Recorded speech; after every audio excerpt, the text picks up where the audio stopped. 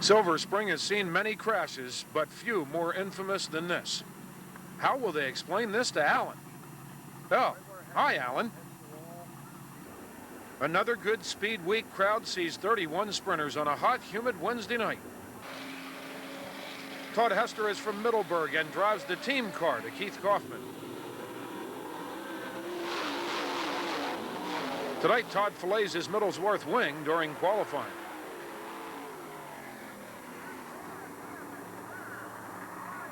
Feature time.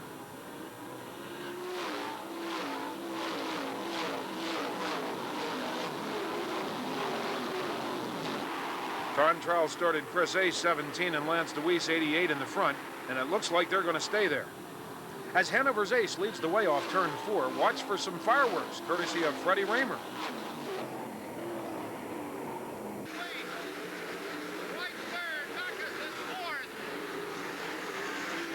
DeWeese pulls alongside Ace in turn 4, but by turn 2, Ace puts a lap car in between.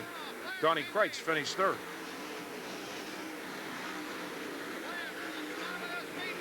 Is it a little bit tougher running on a night when it's 100% humidity and so hot?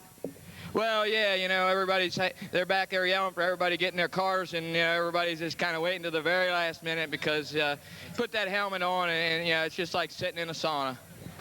Friday night's the 10,000 to win Mitch Smith Memorial at Williams Grove. No invaders in the 27 car field. The feature, lined up by time trials, spread out faster than Madonna and an NBA locker room. It's a shame Williams Grove can't find a way to showcase its biggest races in front of its largest crowds with its usual deep-in-the-pack side-by-side racing. The race from the front row was good. 51-year-old Keith Kaufman, number 7, took control from Lance DeWeese, 88, on the first lap, leading until lap 22 of the 30-lapper. That's when DeWeese's late race setup kicked in. Lance now ties Fred Raymer at 46 in this battle of the all-time Williams Grove winners list. Kurt Michael brought the Dyer car home in third. I don't know if you ever saw him race. You're still a young guy, but you certainly know something about the late, great Mitch Smith, I'm sure. Yeah, I heard he's kind of more like Todd and a little bit more on the exciting side than me. I'm kind of more laid-back type of guy, but I know he was a heck of a good racer. I'm honored to win this thing again. We enjoy winning it, and we was joking all week long about, you know, Speed Week. We were decent at all the other shows, and we said, well, if we're going to win any, might as well win this one tonight. The new grandstand will be packed as Speed Week's second Saturday night is done Port Royal style, sort of. Time trials for the 33 entrants started Keith Kaufman on the front row again, beside Todd Schaeffer, 88. Kaufman leads every lap over Schaeffer, with Donnie Kreitz finishing third. Again, a giant crowd sees mostly lapped traffic passing and leave having little idea how exciting the regular points handicap shows are here at the port. After a rain-out Sunday night, Speed Week hit Selinsgrove on Monday. Todd Hester, 7, was impressive, leading 9 laps. Todd Schaeffer, 88, comes fourth all the way from the third starting spot to take first from the second of the hot Middlesworth team cars. Mr. Excitement goes on to post his 26th career Selinsgrove feature win over Lance DeWeese and Keith Kaufman. Hester slipped to 10th at the finish. Here's Todd with his owners, Gary and Patty Beam, after his win over the 23-car field. The compass at the idle Susquehanna Speedway readjusts back towards sprint cars before a full house at the Tuesday night Speed Week finale. Mark Smith has gone through some parts during his first full year of 410 competition. Shawn Michael and Todd Schaeffer have nowhere to go. Donnie Kreitz led every lap from the pole over Lance DeWeese and Greg Hodnett. DeWeese was the Speed Week champion. During the course of Speed Week, Lincoln had little problem filling its stands by marqueeing slightly less powerful divisions. 358 heat race action finds micro graduate Kevin Nouse getting squeezed into the wall. Jan Uberman Jr. pretty much sealed his own similar fate.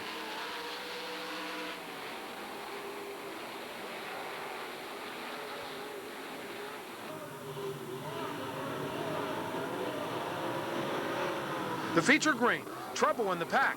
Another flipper is Adrian Schaeffer, who can't find a hole through the front stretch tangle. Another look at the carnage, which could have been worse.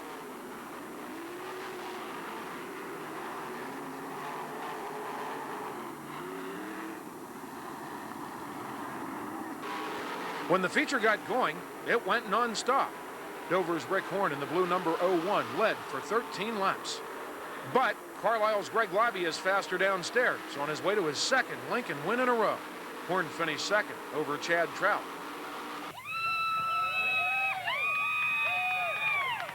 Early on, did you think you were able to catch Rick Horn and run him down the way you did? Well, at first I had my doubts, but I mean, I just kept running as hard as I could, and like I said, I was way too tight. I had to run in real hard, and it probably would have been a little better if we'd have been a little looser, but, you know, we caught him, and then I don't know, I think maybe he just his tires went away or something. He was loose on the top, very much there to hold on to, so, you know, I'm just glad to be here, like I said. And the Super Sportsmen are glad to be making their annual Lincoln appearance, 41 cars strong. Well, Chris Hoon may not be so glad about it. At speed, in search of his first career win, Glenn Keller, number 71, grabs first at the start off the front row. Glenn nearly wired the field, but Hamburg's Keith Trutzman, number 28, comes from 7th starting spot, taking the first position from Glenn coming down for the white flag. Rusty Rupp finished third. You know, Galen said in here, hey, it's been a while since we've seen you, a fellow Reading area friend, but in this division, it's quite a while between wins for a lot of drivers. This is a tough division. Real tough. I mean, when we get 60 cars every week, and I mean, we haven't qualified for the last 4 weeks, and it's the same car. We just changed a couple of things and made it work, and it's been, I think, 4 years ago or 3 years ago, the last time I won in this division, and that was up at, I think it was Port Royal. Well, it's been quite a while, but hey, you look strong tonight. Congrats on the big win. I got to thank you, and I got to thank Lincoln Speedway for running us tonight, and also I got to thank Fred Putney to make this track the way it is. This was a great track. July 6th, Rusty Rupp 73 opens a huge feature lead as 38 Super Sportsmen visit Williams Grove. Carlisle's Frankie Herr, number 3, moved into second with 6 laps to go, then did a remarkable job of running down the leader, making the winning pass on the last lap. Ken Carberry finished third. Frankie, great job on your part. Do you realize what a big lead Rusty Rupp had? Yeah, that hot rod, she's real hot right now, and we were pretty pumped going into tonight. I guess we're in Freddie's boat. You know, when you get down, sometimes everybody gets down, and we needed this win real bad, and I'm glad to put the Highlands deal in the front row here. He had more than a straightaway over the field when you got to second. Now, you start to run him down right away. Did you think you were going to have enough time left? That's as far as the throttle pedal would go, so I was hoping so. 30 410s compete in qualifying tonight. Mark Smith will not. Fred Raymer will pick up his 3rd Grove win of the season after taking first from Mike Erdley. Erdley holds the lead, but here comes Raymer on the backstretch. Raymer charging after the leader in turn number 3. Raymer looking for room on the bottom. He drives by Erdley off turn number 4. We have a new race leader with 17 laps down. It is Fred Raymer. Mike Erdley holds second. Chris Kanoff is third. Darrell Steinling fourth. And Shawn Michael is fifth. Well, once again, you're the all-time leading sprint car winner at Williams Grove. Congratulations. Well, like I said, I want to thank my fans for sticking with me. It's been a long 2 months or whatever it's been, but we've still been running okay, just not up to our, you know, what we consider good. I think there's more cheers here than ever tonight. Well, if that's what losing gets you, I'll take the booze. July 7th action at Silver Spring begins with a spill by Tim Burhans. Now Tim Burhans at 50. The weekly 24-car feature rivalry here sets up with a pass for the lead by Maryland's Bill Brown, number 22, once again past Rusty Rupp. Bill goes on to hold off Ken Carberry. Jim Shuttlesworth finished third. Bill is 23 years old. 55 Super Sportsmen were in the Silver Spring pits. Meanwhile, a full field of 410s are in Juniata County, doing it Port Royal style on Beef Night.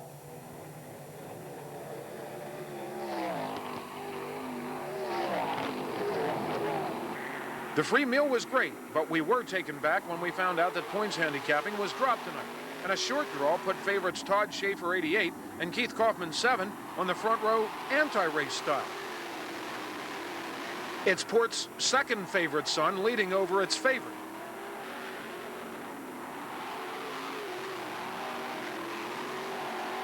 Jay Reichert, 15, and Greg Hodnett had a couple of run-ins while racing hard for some of the extra loot up for grabs in tonight's 35-lapper. Craig Eschenauer and Mike Walter will finish 17th and 18th. Schaeffer wires the field, while Lance DeWeese did move ahead of Kaufman to finish second. July 13th, New York's Craig Keel, number 9, becomes the 180th winner in Williams Grove sprint car history with this winning pass of Sean Keane on the 17th lap. The Cricket, who won last week at Lincoln, led Don Kreitz and Todd Schaeffer across the finish. You've been second here on several occasions, but this is your first win. How does it feel to win at Williams Grove after all these years? Well, it's been a lot of years. It feels awful good. And I'm just glad to get Pearl Technologies car in the winner's circle again 2 weeks in a row here. Next time we do it from the back, I'll feel better. 43 limited sprints joined the 29 big blocks at the Grove tonight. T.J. Stutz gets forced wide during a heat race. The crew got the same car back into action later in the evening.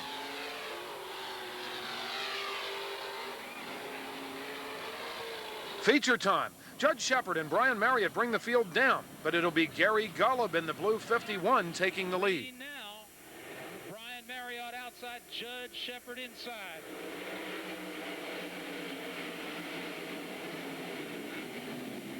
Gary Golub ducks low on the 51. Golub into second. Gary Golub charging into the lead in turn 4.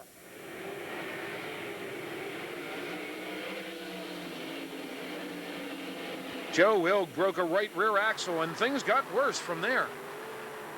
Joe is okay, but will become a Lincoln-only regular for some time. Back up front, leader Golub has a problem with just 3 laps to go. Judge Shepard, who like Gary is looking for his first career win here, moves past. Don't you hate it when races are determined by the fate of flimsy sheet metal instead of driver performance? As Gary manages to dump the errant wing, 2 other cars have spun. Officials restart the 51 third. Checkered flag inside for Judge Shepard. Wade Hendrickson is second. Billy Albright third. Golub fourth. Matt Boland fifth. Judd, you started out in 410 racing. You were seriously injured a while ago, and we wondered if we'd ever see you back in racing. What were the extent of those injuries? Well, I got a brain injury in the back of my head. I got a bruise, and it put me out of commission for 3 months. I wasn't able to function, actually, and it took me 2 years worth of recuperation and the inspiration to get back in and do this again. I bet you're glad you did it. Oh, it's nothing like it. There's nothing like standing on the front stretch at Williams Grove. July 14th. Silver Spring continues to showcase the biggest car counts on the circuit, with 55 tonight. And every one of them wants a feature win. Still another new face to add to the list this year is Mark Zimmerman in the 43, ending a 3-year win drought. Smokey Snowbaker and Rich Eichelberger finished second and third, respectively. New feature winners are relatively rare at Port Royal, but tonight it's Mike Walter picking up his first ever over Brooke Weibly and Todd Schaeffer. A very popular win for the Hurricane. Over at Lincoln, 410 action leaves something to be desired for Greg Clark. Feature time. A lap 20 restart sets up some race lead dicing by pole sitter Craig Keel, number 9, second row starter Sean Weaver, number 69, and 12th place starter Fred Raymer, number 77.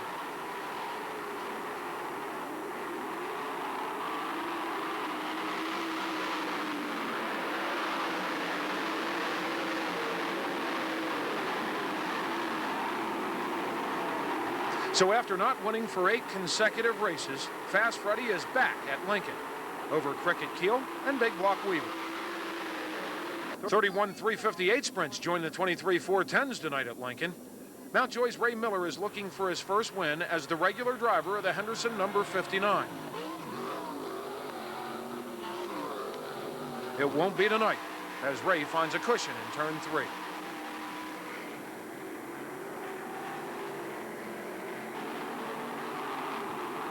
Billy Dietrich duels with his father, Dan Dietrich. Do you know which is which?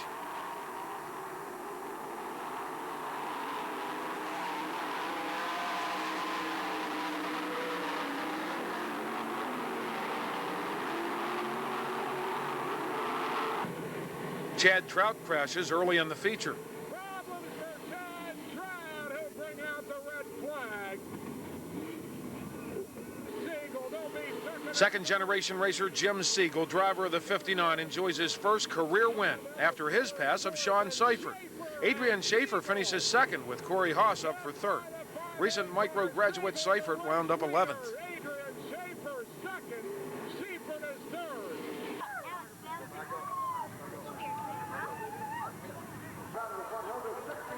July 27th.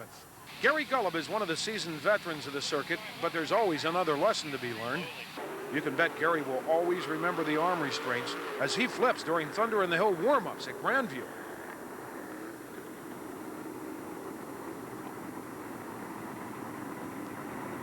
Gary woke up from a brief nap uninjured and was racing again in 4 days. The rain postponed the 5-feature Thunder program 24 hours. Meanwhile, these young ladies have no problem finding a good time on the tacky front stretch. The ARDC midgets are up first, with Walt Steerley in the red 41 taking first from Sean Burke.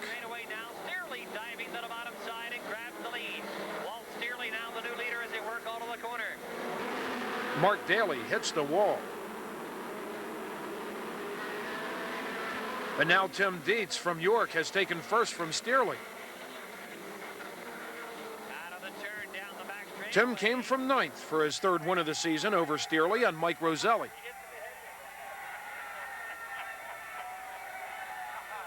Wingless sprints coming at you. Here's the green. Real sprint cars as presented by Cars. Dale Hammaker on the gas a little quicker this time than Mark Moody. He grabs the lead. Into the turn.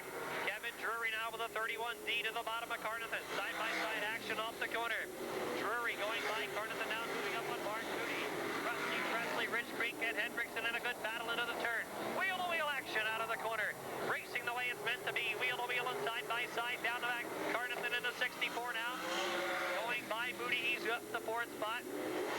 Meanwhile, Hammaker leading the way comfortably. Whoa! Wild action out of the corner. A couple of cars getting together out of turn number 2. Meanwhile, up front, Drury is closing the gap on Hammaker. Kevin Drury closing and closing on Dale Hammaker. He's within a couple of car lengths now down the back straightaway. Kevin Drury closing in on Dale Hammaker into the turn. He's only a couple of car lengths away. Meanwhile, the action further back is still Marriott battling it out. It was Dale Hammaker over Kevin Drury and Rich Carnathan in the short-fielded but racy event. The final open cockpit 25-lapper is the 410 sprints, climaxing with this winning move by 55 Billy Pouch past pole sitter Shawn Michael on the next to last lap. Mark Smith finished 3rd. The Frenchtown, New Jerseyites, the winningest driver in the 11-year history of Thunder, with 11 wins here. July 20th, Dillsburg's Tim Hershey and Ephrata's Ron Kramer prepare to take their lumps at Williams Grove as 39 358 sprints pack the pits. Adrian Schaeffer races Billy Dietrich. Tim Hershey lost his steering swerving through the pit exit, flipping outside the track. Ron Kramer's crash is more traditional. Driver error meets front stretch rail. The feature will be a thriller.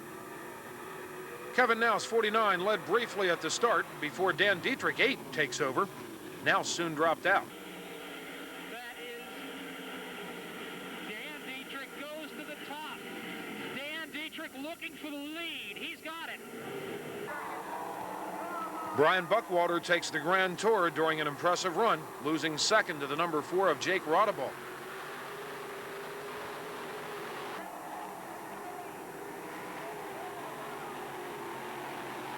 Jake the Snake and Daring Dan go at it for first, and now here comes Buckwalter back in the 24. Dietrich ducks slow. Buckwalter coming on the outside now. Dietrich pulls in front. Buckwalter gets Rodeball for 2nd. Buckwalter going after the lead. Buckwalter slides in front of Dietrich. We've got a new leader. It's Brian Buckwalter. Dietrich ducks slow going into 1. Dietrich and Buckwalter going at it, and Dietrich takes the lead back. It's Dietrich, Buckwalter, and Rodeball. Yeah, those guys made me work for it those last couple of laps. The old veteran showed them you weren't about to give up tonight. Nah, I ain't going to roll over and play dead that easy. So it was fun, you know, that's what it's all about, you know, just using up the racetrack and Yeah, everybody using it. Shawn Michael came from 10th to earn the Zemco team their first 410 win of the season. Yeah, we started 10th, and I mean, we were a little worried at first because we thought it was going to be one groove, but you had to perfect the slide job. You had to do the slide job. That's the only way we go get to the front. I mean, Hoosier Tires, I mean, they locked the car down tight. I mean, we just drove off from right here after that restart. I mean, I can't say enough about them guys. I mean, they help us out a whole lot, Maxim Chassis, the whole works. I mean, it's a team effort, you know. July 21st, Silver Spring. Jimmy Shuttlesworth has suggested he might be the most boring driver to watch in the whole Super Sportsman division. Here, the Wellsvilleonian, driving the black number 41, lifts the right front wheel down the front while passing 17-year-old Chad Jumper to take the feature lead. Shuttlesworth went on to his 7th career Spring Sportsman win over Carmen Perigo and Frankie Herr. Jumper slipped to 5th at the finish. Shuttlesworth also has 57 wins in Silver Spring late model competition earlier in his racing career. Now we move over to Port Royal, which always seems to allow 410 sprints to display a perfect race around the half mile.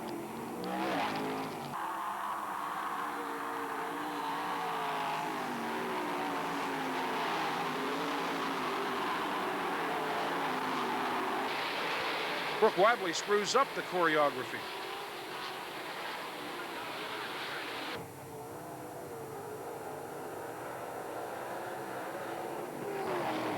Another bad break for Sean Keane as he drops out while leading the full feature field. Rod Strout does a graceful pirouette after contacting a spun Dave Hahn.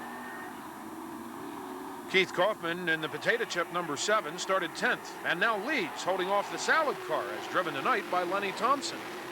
Lenny slipped to 4th at the end as Kaufman's teammate Todd Hester finishes 2nd with Todd Schaeffer 3rd. The Cars Club is on hand to present another 358 Classic. Dean Klein, 22, and Jake Rodabaugh raced side by side before Carlisle's Jake the Snake, number 4, who started 5th, picked up his 2nd Cars win. Dale Hammaker moved up to 2nd at the finish with his own understudy, Klein, hanging on for 3rd. Tell you what, Jake, you know, I think this is, I know as far as Cars 358 sprint, it's your first trip to victory lane here at Port Royal Speedway. I don't know if you're in the record books in the sportsman division or not, but I don't think you are. No, this is my first time we win here. I didn't even know how to get over here to victory lane, but it's awesome. A lot of people here support us, guys in the sprint pits, Todd Schaeffer and Jimmy Russell, Carl, all them guys, they help us out a lot, and I greatly appreciate it. July 24th, the Outlaw PA swing always begins here at Lernerville. What happened to Sammy Swindell was going to happen to someone sooner or later. We've seen close calls before. Only in time trials did 2-ton trucks meander across the racing groove under green conditions. Sammy would be back behind the channel lock wheel in a couple of weeks, but struggling with painful injuries.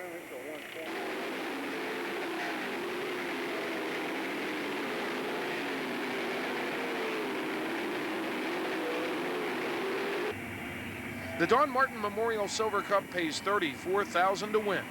38 cars participate. A great crowd. But where's Mike Dutko? 3 different leaders tonight. Lernerville always is the Outlaws at their very best. Last year's Rookie of the Year, Jason Myers, number 20, led several laps before both Tim Schaeffer, 11, and Jeff Shepard, 5, raced past.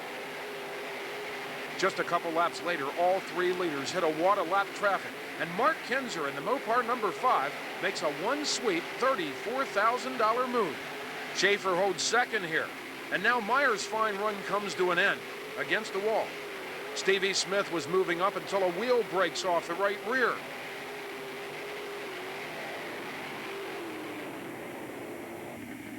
Senior and the crew will get Stevie right back in the race, but they'll settle for a 21st place finish.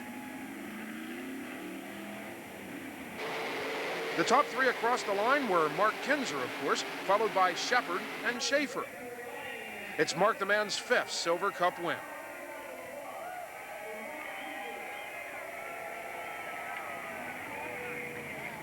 An outlaw field of 41 is at Williams Grove on July 26th. The posse's Greg Hodnett leads outlaw Donnie Schatz, 15, at the start. Hodnett maintaining his lead into turn 3. Schatz has been good through 3 and 4. Closes in once again off turn 4. Hodnett slides just a little off 4. Allows Shots to move in. Shots to the low side once again. Hodnett off the cushion, drives back by Shots on the backstretch.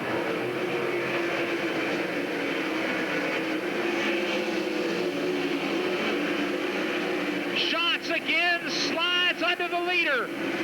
Hodnett again. Into turn number 3. Hodnett on the low side. Shots has got the lead now. Donnie Shots into the lead. Hodnett second. After Shots took the lead for keeps on lap 16, many took note of the charge from 13th starting spot to third place at the finish by Donnie Kreitz, number 69. But it's Shots' third straight win at the legendary half mile.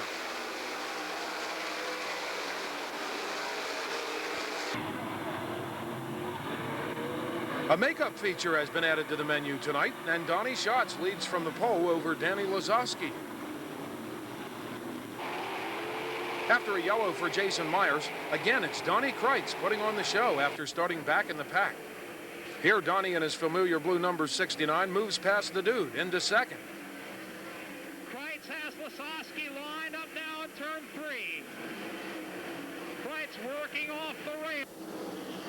Donnie made a late race run at the leader, but Outlaw Shots prevails for his fourth straight Grove win. Coming off turn number 4, checking flag in sight for Donnie Shots. Donnie, congratulations. Thanks, pretty awesome to be up here. I'll tell you what, Ken Woodruff and the guys that work on this car done an awesome job. Every time we've been here in the last year, we've just been absolutely awesome, and luck's been our way too. So we're just awful happy to be here. We got a great team, and hopefully we can come here and race with you guys a little more. I was a little scared Donnie was going to sneak by me there on the bottom, but he done a great job, and we're just glad we come out with a win here tonight. The second of the two-night Grove Outlaw show begins with a crash which left both Steve Kinzer and Chris Aish highly annoyed, and the fans with plenty to yell about. That's Chris's brother Darren giving the King a hand.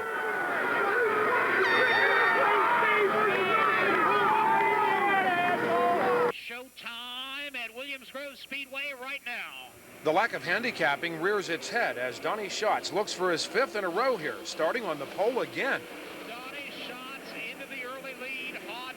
Second. With Stevie Smith, 19, copying his style, it's parade buster Donnie Kreitz, 69, coming from 7th starting spot to take the lead on the 26th lap of the 12,000 to win event. We've got a three-car battle for the lead. You can throw a blanket over the three of them.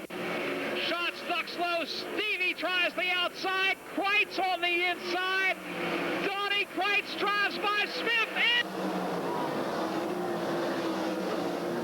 to take the lead. Donnie Kreitz working off the low side of the racetrack is driving away now. Watch as we replay this amazing pass. The Woo do get beat once in a while, but we bet you'll never see an Outlaw feature leader passed with this much ease by anyone other than 7-time Outlaw feature winner Donnie Kreitz. I just want to know where that Jerry Regal's at, that he says the posse don't have a chance.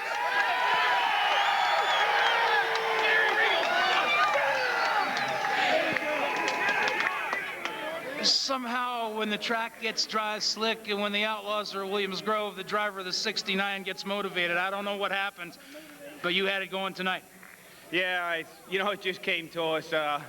We were talking before the race, and, my wife, I said, we're in real big trouble. And, she said, I think we can get a top 10. I said, I don't know. I says, maybe if we don't get lapped in the first 20 laps. So, it just came our way. The top started going away from them guys, and got a lucky break there in lap traffic. I wasn't going to be able to get Stevie if he would have stayed on the bottom, and he went in there, seen the 15, and he went in there to try and get him in the lap car, and it opened the bottom up for me, and that's really what won us the race. I guess the posse lives. Yep, that's for sure. And here's the leader, Don Kreitz Jr. Ladies and gentlemen, we congratulate him.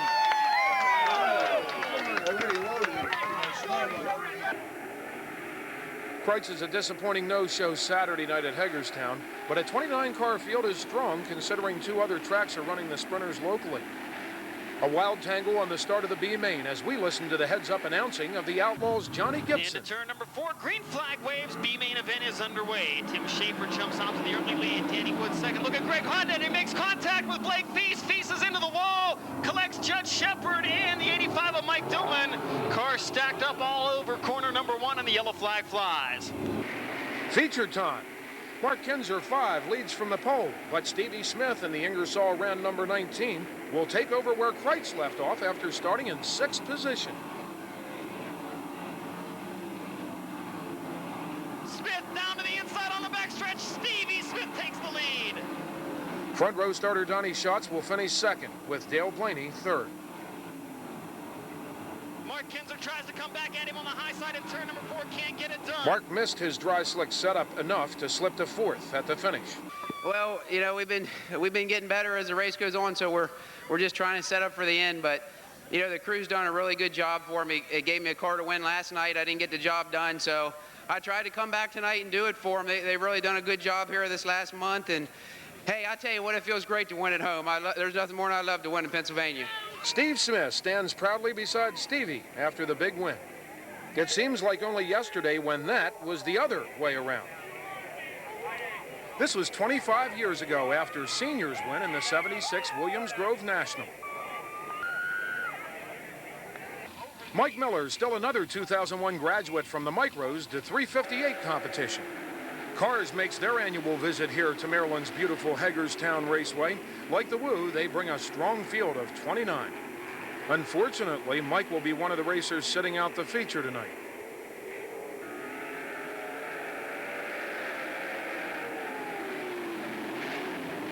Ray Miller, no relation to Mike, has one of those moments also during his heat race, but will qualify.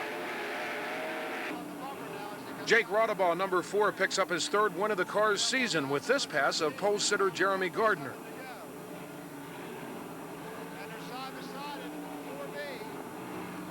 Jake the Snake did one better than Stevie Smith as he came from 7th starting spot. Gary Gullub wound up 2nd with consistent Dale Hammaker 3rd. Gardner finished 5th. July 20th, the Rainbow leads to a sold-out New Egypt Speedway at $30 a seat. Light rain hovered over the 3/8 mile for about an hour, but it never held up the show. The crowd, along with playful trophy girls, ate it up. To them, the Outlaws were back in the Garden State and nothing else mattered. The 50-50 drawing worth over $14,000 was done with usual New Egypt flair. 28 sprinters conformed to Jersey specs. Best of all, the entire show, including 2 gap-filling sportsman modified races, was in the books by 9:20. Paul McMahon, U2, who looked tough winning the dash, leads from the pole. Lenny Thompson fails Randy Hannigan's brake check. The race will go non-stop after the first lap read in just over 8 minutes. Lap feature traffic helps bust a second groove, and fellow front row starter 23-year-old Donnie Schatz looks for his chance. In relatively clear track at the halfway point of the 30-lapper, Donnie puts his yellow number 15 into the lead.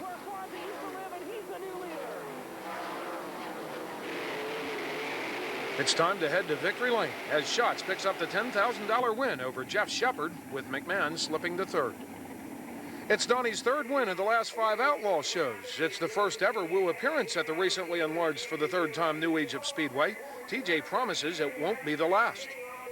Back to the local yokels. 21 410 sprinters are at Lincoln on July 28th. Josh Wells, number 4, leads the feature, but watch Phoenixville's Brian Monteith driving the yellow number 12 as he slams 2nd from the 17 of Chris H. and takes after the leader. A battle for the lead. Monteith gets hung up by a lap car. Wells reclaims the lead. Lap traffic is going to be key.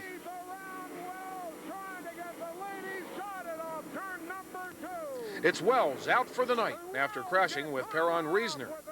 And rolls it over. Red flag will come out. Green is out. With Monteith driving on the edge, the Precision Hydraulics number 12 is first across the line over Aish and Billy Sims. Raymer finished 4th. Micro sprint reunions continue in the Lincoln 358s. York's Adrian Schaeffer, 21, makes the winning pass of Kevin Nels. Nels faded to 6th at the finish as Chad Trout and Jim Siegel followed Schaeffer across the line. It's just sort of nice to run up front, and you know, if you're running up front every week, you're going to get here sooner or later.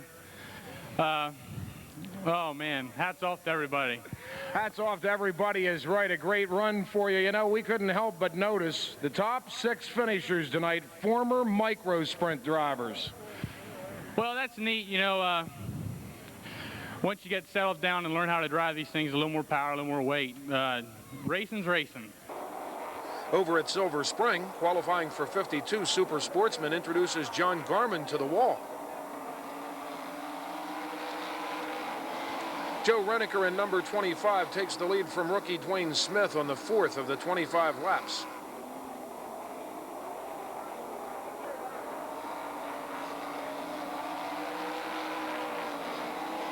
Lap 19, Billy Schofstall, number 07 from Tower City, moves his orange car into the lead past Reniker and ahead of the whole pack of contenders. Frankie Herr finished second with Pat Cannon third. A late race spin dropped Reniker to 18th. August 3rd, the Penn Can Speedway, located in the northeast corner of the Keystone State, hosts this year's Eastern Limited Sprints versus Keystone Auto Racing on Speedway's Challenge.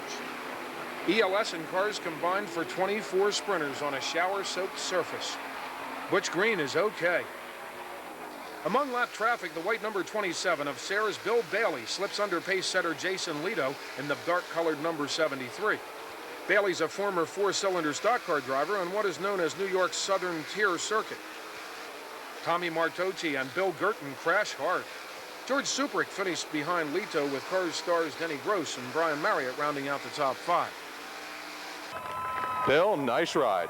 All I can say, what a mount I had tonight. I really don't think we had anything for the 73 until we got in lap traffic. We were just running the heck out of the car, just couldn't keep up. He could keep about a 5-car length lead, and we just couldn't do much, so we got in lap traffic. Thanks for lap traffic. Gotta say thanks to the fans. It's good to be home. And we leave Penn Can only after spending a moment with the local Pure Stocks. Nate Evans also there. He got Craig Decker. He's going to leave the ballpark.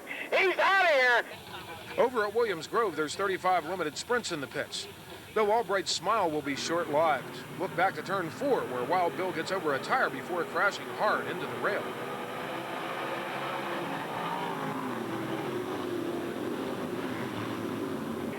Dillsburger Mark Yinger, 10, leads.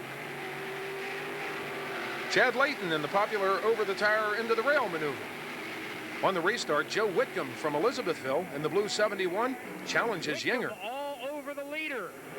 Whitcomb will try the low side in turn number 3, and Joe Whitcomb slides into the lead. 5 laps down on Joe Whitcomb. In the end, it was Whitcomb over Alan Crimes, T.J. Stutz, and Yinger. Yeah, it was good. We're still learning. As much as we ran, you know, we're still learning, and we try a lot of different things. And sometimes we go out on the track, and you really don't know if the car's going to turn left, right, or whatever. But yeah, when the first start, when they had the red, the car felt really good. I thought, oh, darn it, I got a good start. And then the red came out. I thought the next start would probably be bad. But, hey, it was good all night, and finally we pulled one off. 26 big blocks fight for the Grove Groove. Look back behind the bridge where Mark Smith breaks a right rear and crashes hard. Wings are a safety advantage, but often they do stress parts to the point of breakage, leaving a helpless driver along for the ride at wide open speed. On the restart, Chris A. 17 takes the lead from the 10 of Chris Knopp. Green Falls. Chris Ace drives through the middle and right by Chris Knopp. Ace setting the pace now. The Hanoverian's second win of the season comes over Kurt Michael and Len Thompson, with Knopp dropping out. August 4th, 53 sportsmen are at Silver Spring. Kirby Seitz will be considerably more in movement when qualifying gets underway. A sliding car in the front stretch leaves no room for the number 95, and Kirby takes a spill. Feature time. The number 22 of rookie sensation Sam Leonard takes first from 41 Dave Ort, with Rusty Rupp 73 also in the picture.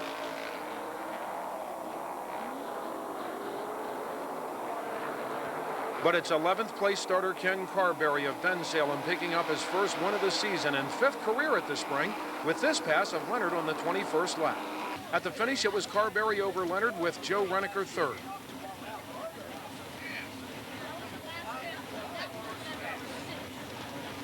Jay Reichert from Hagerstown, Maryland leads the 25-car feature field over at Port Royal. Lucky 7 says Todd Hester takes first on the 7th lap.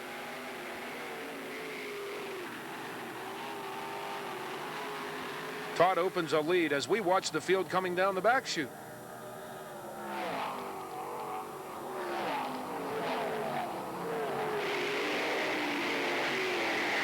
Jay's good run comes to an end after the steering breaks. Alan Cole and Mark Smith are next in line, but can't touch Todd's Middlesworth chip car. Did you know at the beginning of the night you were fast? Yeah, I thought it was pretty good. I knew it was going to have to take a pretty tough car to beat us. And, you know, up here, it's tough. I mean, you can be pretty good and not win, you know. You got to be right on and have a little bit of luck. That little bit of rain, did that help you? Not really. I don't think it was enough to mess up anything. Well, we want to congratulate you on picking up your first career feature win here. Now you got the monkey off your back. Maybe you can make it back a lot quicker. Yeah, we're going to try next week awful hard. Coming up, some big races here. Yeah, Tuscarora 50 would be a nice one to win. And at Lincoln, Jerry Parrish is a new one to us, driving the black number 21. 26 sprints, along with everyone else, will wait out a 4-hour rain delay. Jerry will not qualify tonight.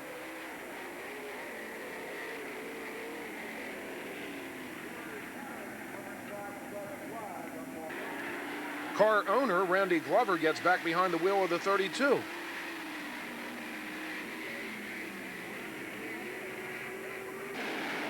It's an early Sunday morning pass for the lead as the 07 of Jeff Rohrball slips underneath Mark Colgren. 12th place starter Fred Raymer, 77, is moving toward the front. And also, as usual, a few of the front runners make it easier for him. A classic Raymer pass on lap 14. Rohrball will finish 4th as Chris Aish and Johnny Mackison complete the top 3. At Eldora this week, John Bankston was about as nice a guy as that ever lived. He passed away out there on, Thursday, and then tonight, that was the ultimate low, and tonight's the ultimate high. I'm happy as hell for PJ and the whole Chesson family. The Atlantic Coast Old-Timers take a spin at the Kutztown Fairgrounds.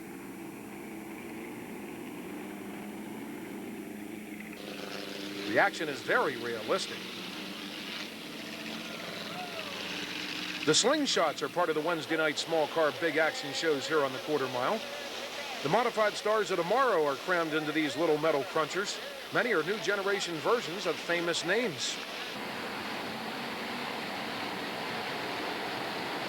That's Rags Carter's nephew, Tim Carter, in the silver 44.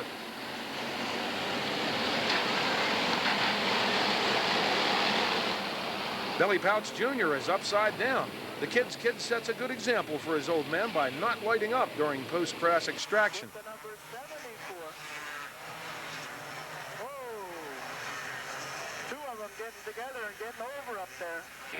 The micro sprints are the main draw here, with large fields of raw talent, banging wheels, and passionate competition. We never pass on an opportunity to catch this action-packed division. Things happen so fast in the micros that reflexes seldom earn you success. You need instinct. Flips are a way of life.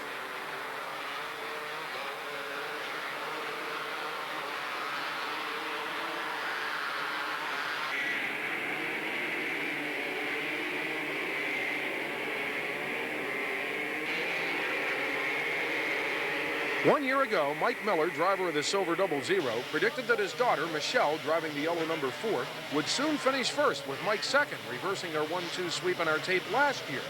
August 8th will prove Mike out. For the first time ever, watching Mike in between his daughter, who is leading, and third place Randy Wild Wild West may be more fun than watching Michelle.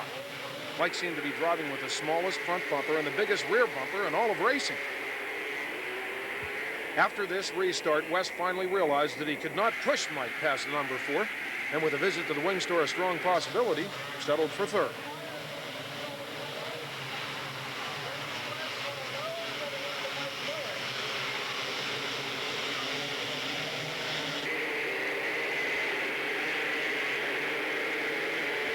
We asked the supermodel with the heavy foot if she will be following her father into limited full-size competition.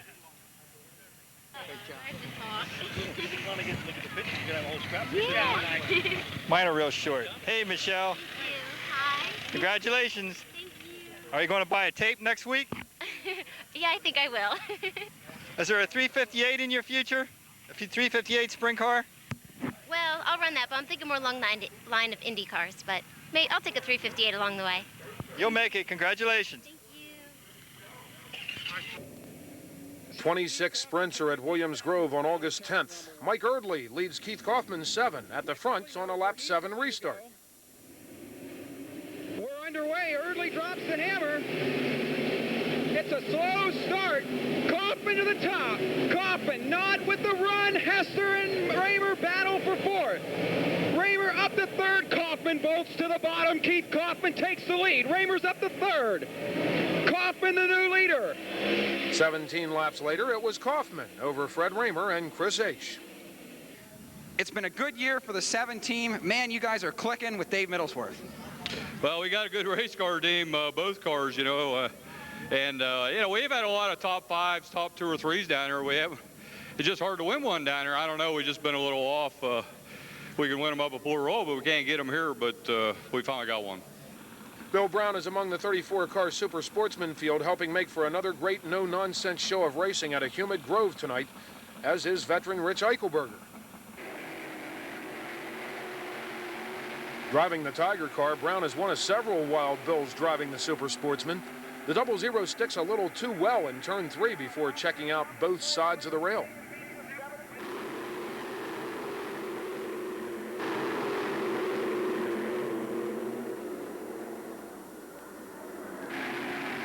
Rich Eichelberger clips a slowing car and flips, but will be back for a 14th place feature finish. Dwayne Smith, number 7, Dave Berkheimer, and Pat Cannon battle for the feature lead. 3 cars racing for the top spot. Cannon and Berkheimer seesaw for the second spot. Cannon on top, Berkheimer on the bottom. All 3 cars race for the lead. Berkheimer on the bottom. Cannon rides around the outside. Now changes lanes. Cannon to the inside. Pat Cannon changes lanes and takes the lead in turn number 3. Pat Cannon has the lead with 6 down. Berkheimer follows him through. He's up to second. Pat Cannon's first Grove win came over Ken Carberry, Mark Smith, and Berkheimer.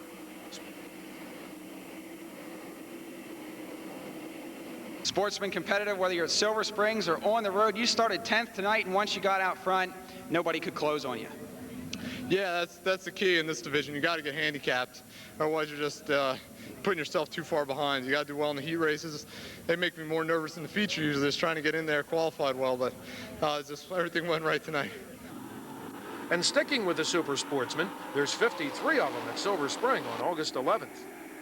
Dave Ward in white and Chad Jumper tangle and spill. Leroy Martin has a problem.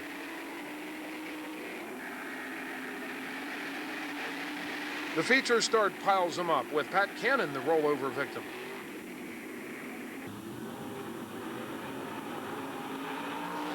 The second start is clean, but only for 1 lap before leader Charlie Sorokach sort of catches a noticeable turn 1 rut.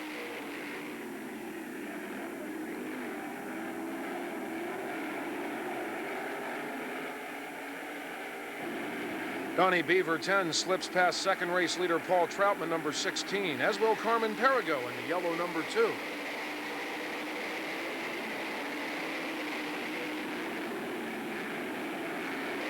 Things get a little tight in turn 2.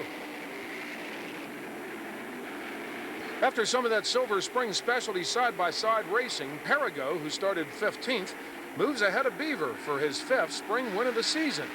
This is a major achievement, as nobody else has more than 1.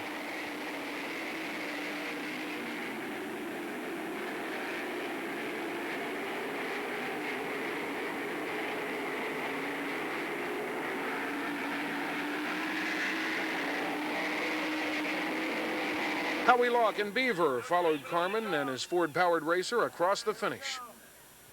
Lingelstown's Brian Marriott points to the turn 2 trees. He will be the most spectacular of the 25 358 sprinters in cars competition tonight at the Spring. Brian was only shaken up in his lumberjacking experience. Sportsman winner Carmen Perigo will have less success in the 358s as he plows across up Ray Miller. Rusty Presley passes Stacy Eastwood. Is that any way to treat a lady? Rick Horn in the blue 01 leads the feature pack.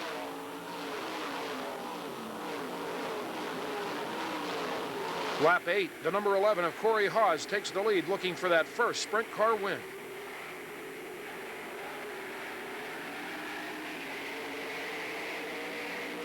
With 5 laps to go, Brantville's Dale Hammaker in the Hammaker's Machine Shop 66 challenges Haas after coming through the pack from 12th starting spot.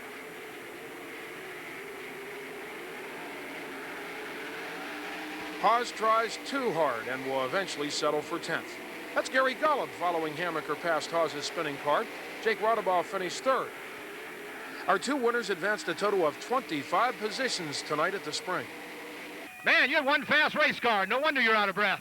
Well, I tell you, when you run the top there, I don't like the top. You know, they call me a pole sucker, and I like it down there on the bottom, but that top was so fast, and I'm just getting too old to run that top anymore. I'm getting like Rich Eichelberger or something. Being familiar with our video style, Dave Ort says he doesn't ever want to see this footage. Sorry, Dave. 35 super sportsmen make their annual Thursday night Port Royal appearance on August 16th.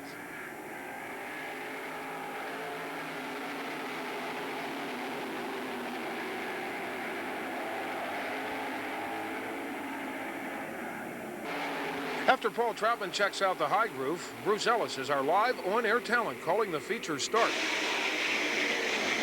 As the green flag falls, Ort races into the lead at the start. Moving around the outside, looks like the number 18 of Skip Finley. And we've got a little contact as they battle for the lead off turn number 4. Let's see who's going to lead lap number 1. Side by side as they cross the line, Skip Finley may have had the edge. Sportsman cars really going at it here at the start. A tango on the second lap flips J.R. Fry and Bobby Howard. Ort leads the restart, but here comes Smokey Snellbaker. Ort with the lead, Finley second. Here comes Smoke down low on the 32. Snellbaker racing side by side down the backstretch with Skip Finley. Snellbaker gains the advantage as they head into turn number 3. Snellbaker up to second now. Off turn number 4, they come about to complete lap 5. Ort with the lead. Here comes the Silver Fox. Smokey Snellbaker down low in the 32. Snellbaker working for the lead. He's got it. Snellbaker, your race leader on the backstretch. With Smokey leading, Steve Cannon is living dangerously.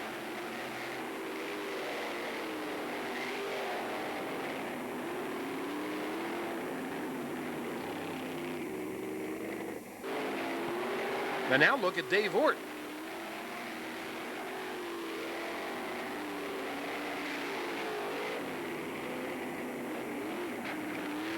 Skip Findley's good ride also comes to an end. One of the circuit's real treasures, Smokey Snellbaker, leads Ken Carberry at the finish with Frankie Herr third. We love you, Smokey! I love you guys, too. You know, when I started back in '68, okay, I fooled around at Silver Spring Speedway, at Susquehanna and Lincoln for a long while. Then I finally ventured up here to Port Royal, you know, and that's where my racing career sort of started going, because I found out one thing: if you want to learn to go fast, you better get on a big track. You keep running them little tracks all the time. And I want to tell you, Port Royal Speedway, that, you know, it was my home track more or less. You know, I won the track champion here 3 years in a row. Have a lot of good fans up here. I have a lot of good times that I can remember here. Racing's been wonderful to me here at Port Royal, and I'm just, like I said before, thank God for letting me win tonight. I appreciate it. When Lance DeWeese drew a front row starting spot, we figured the 23-car 410 field was covered. But Todd Schaeffer makes it a battle of the 88s. Lance soon pitted with a flat, as Mr. Excitement will lead Keith Kaufman and Mark Smith across the finish. Lance DeWeese opens up about 3 car lengths on the backstretch. Schaeffer makes it up in 3 and 4. working lap 11. Craig Keel about 5 car lengths in front of the leaders. Schaeffer makes a slide to the low side of Dewey, slides up in front of him and takes the lead. Perfectly executed slide job by Todd. Schaeffer gets him the lead. He wouldn't have wanted to make a mistake even if the air stayed in his tire, because we were pretty good, and at the end I was real good, and he'd rather go to Lincoln anyhow, I believe. August 17th, 28 sprinters are at Williams Grove. Todd Schaeffer again comes from 7th place starting spot to take first from the black car of Mike Erdley on the 10th circuit. Mr. Excitement's 151st feature win for the second night in a row comes over Keith Kaufman and Mark Smith. The 43 limited sprints at the Grove tonight include Dave Mader. Dave's been a semi-regular in 358 competition for several years and on his head more than once. But the Bait has yet to score his first out-of-the-ballpark home run. Dean Klein, 22, again leads the feature, but is facing a restart challenge by Scotty Osherman, 88. Klein off the cushion, slides just a little bit. Osherman's got the lead.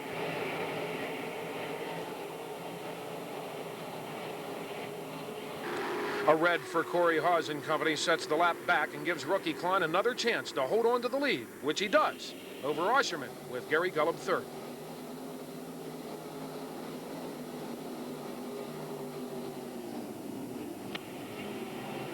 Dean Klein. Dean is the 8th different winner in the 8 limited features at the Grove this season. How many races have you been at Williams Grove this year? About 10. About 10 already? Yeah. How old are you? I'm 17. Well, that's not too bad, being Victory Lane, Williams Grove at 17 years old. Have a checker flag from Bulls of Newchester. Remember this one. You were close a couple of weeks ago. What happened? Yeah. The car was set up real good. Lap 17, we had a red and got a right rear flat. I had to pull her in. Unfortunately, school starts in a couple of weeks, doesn't it? Yeah, next Tuesday. August 18th, Billy Sims from Enola is spending his wedding night pushing the cushion at Lincoln Speedway.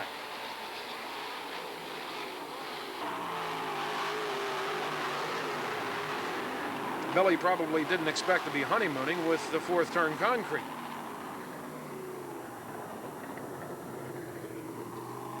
Getting the car down won't take long.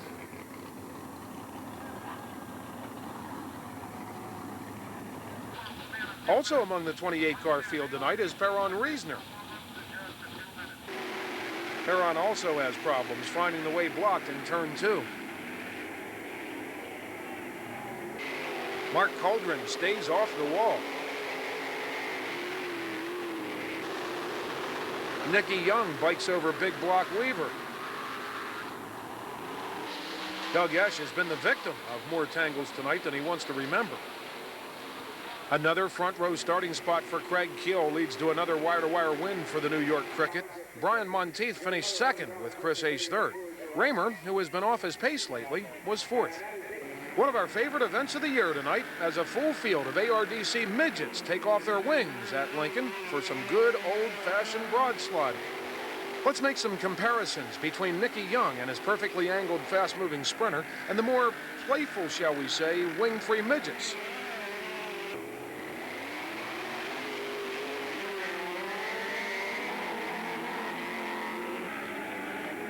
The midget heats were first before the powerful wing sprints could suck much of the moisture out of the track surface.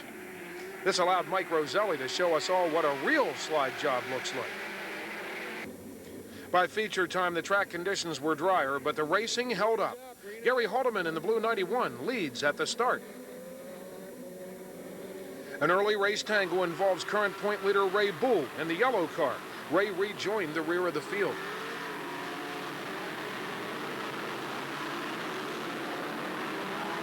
Hickenberg's Mark Freeland, number 4, takes the lead from Haldeman. But a tangle, including a minor rollover by Buddy Baker, was enough to have the field seeing red, and Freeland was restarted back behind Haldeman. The restart. Freeland leads for sure now, as Haldeman will restart on the rear. Brian Kovalar's running the high groove in winning form, throws it all away on the 14th lap, just after drawing alongside the leader. Brian's flip is much less severe than the one he took a year ago, and the 49 restarted on the tail. Remember Ray Bull? He's not the defending champion for nothing. as he has returned from the back to tail leader Freeland for the last 2 laps.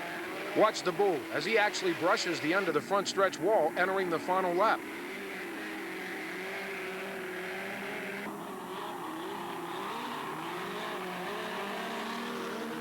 The finish is Mark Freeland over Ray, with Dwayne Mosteller third.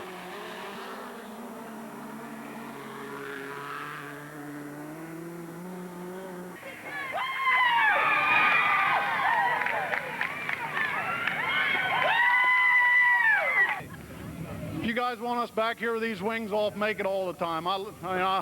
This track's great without a wing, and I'm glad I got to move to the top because I kept saying to myself, this is boring racing down here on the bottom.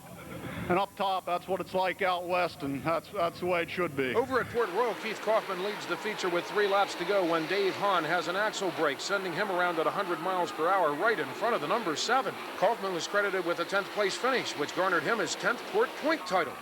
Lance DeWeese won the feature over Todd Schaeffer and Todd Hester. Over at Silver Spring, Jeff Schlitz finds the front stretch challenging during qualifying for 53 Super Sportsmen. Dave Newman, number 67 from Myerstown, becomes the 16th different winner this season in the non-stopper. We note that the Spring actually starts 26 cars in its features. Dave's first win in 3 years came over Tom Hacksaw, with Bob Fantasy finishing third. August 24th, the Woe 2 is at Williams Grove. Try to figure out why Lance DeWeese, 88, was penalized for lagging on this start. Green flag waves on Chris Knopf. Lance DeWeese working the outside. We've got a yellow flag. False start on the initial start. Mark Richard loosens up the Alabac car.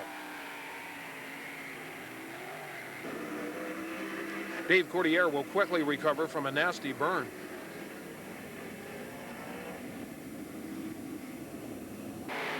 The feature gets off to a bad start with 4 cars flipping, 2 of them over the guardrail. Todd Hester has nowhere to go. One camera catches Darren Pittman before switching to Freddie Raymer as he disappears. As we replay the pileup, watch for Fast Freddie on the left. Doug Esch joined Raymer outside in the first East End double home run in Grove history. Eventually, the feature was one of the better time trial shows with 3 different leaders. Chris Ace, 17, gives it up to Keith Kaufman. Slides up in front of Chris Ace and takes the lead. And now, here comes Lance DeWeese. DeWeese smooth on the bottom. They drive by Bob Bennett. DeWeese takes the lead. Lance DeWeese into the lead. Kaufman tries to get back by him. It was DeWeese over Kaufman and Donnie Kreitz. Mike Goodman was the first gummy bear across the line in 6th. You and Kaufman, nothing new. You guys really put on a show. Well, we sure did. I got a little mad there after the heat race. That's the first time I ever got put back for jumping when I never jumped. So tomorrow night, we'll see if they can make me go back for jumping. Well, does that mean you're going to Port Royal tomorrow night? Yeah, we'll be at Port Royal, and since the white line don't seem like it don't mean nothing, we'll just go when we please. By the way, Todd Schaeffer won Port Royal. August 25th, Dave Berkheimer leads a 3-car race for second at Silver Spring. J.R. Fry and Ken Carberry continue the second place battle, but Dave Newman gets turned around, collecting Jim Shuttlesworth and Carmen Perigo. Now Dave Berkheimer, number 5, J.R. Fry on the white 42, and the green car of Ken Carberry go at it for first. Fry of Summerdale comes through with his first win of the season over Berkheimer and Carberry. 3 and 4. J.R. Fry should have the lead when they come off, but Berkheimer stays right with them.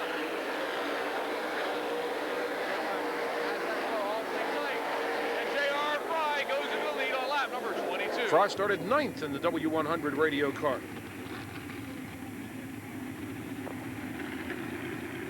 Over at Lincoln, we kick off a double sprint car show with 23 410s. Josh Wells in the white 4 meets Brian Monteith. Still in qualifying, Jeff Rohrball flips. Feature time now. Cliff Bryan spins in front of Monteith, and here comes Josh Wells as the 12 and 4 are together again.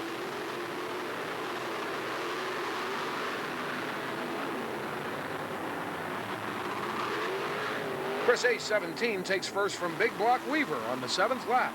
Fred Raymer made it to second this week, bouncing off the rails, but he could not catch Ace. Steve Siegel finished third. Weaver held on for 7th.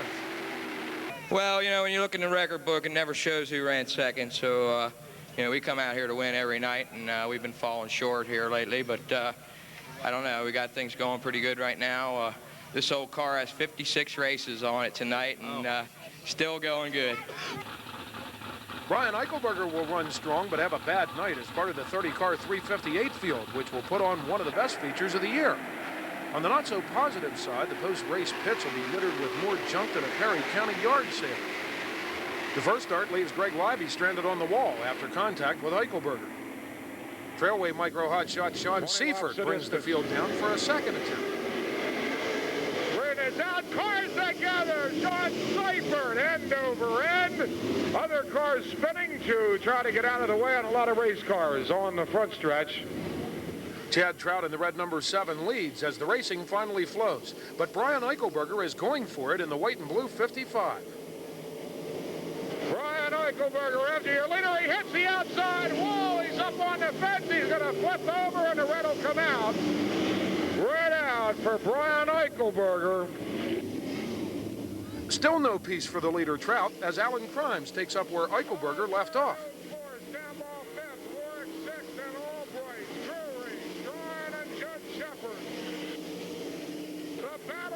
Top spot. Crimes headed out the backstretch. He'll be your leader with 4 to go. As Chad retakes the lead, he gets the shaft from a badly timed for him caution, which restarts Crimes number 87 in front. Problems up on turn number 2.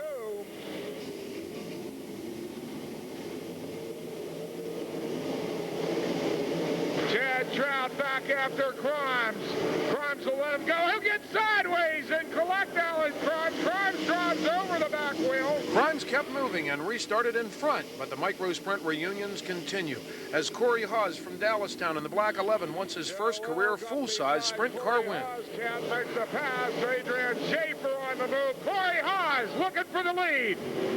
Inside of turn 4, Crimes hangs on.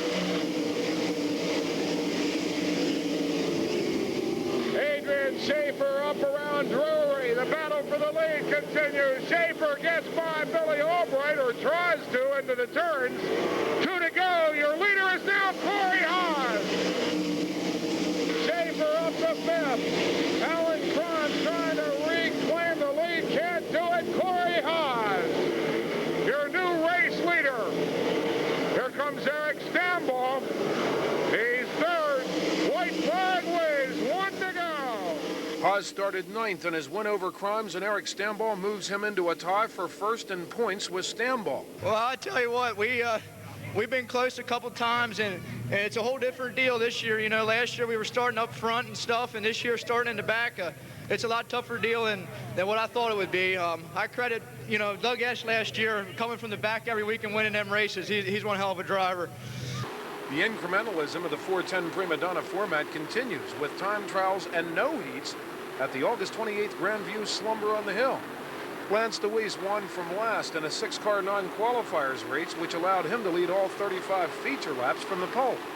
Fellow front row starter Shawn Michael actually led briefly in turn 1 among heavy early race lap traffic, but the Zemco number 1 wound up 3rd behind surprise visitor Darren Pittman. DeWeese's 8th Grandview win came over a field of 21 top-notch cars under threatening skies. Actually, Bob Miller and company make sure all their shows have plenty of thunder.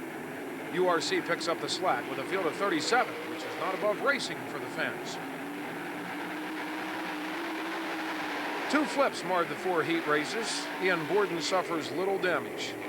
Doug Borger spins, collecting Ashley Bates and Ashley Parlett. Judy's daughter takes a hard flip.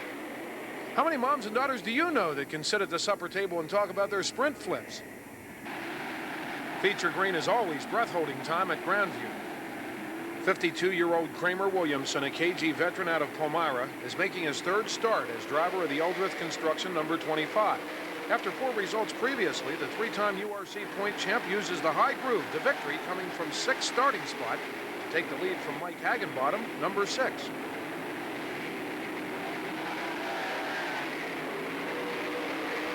Dave Ely's minor spill brought out the feature's only red.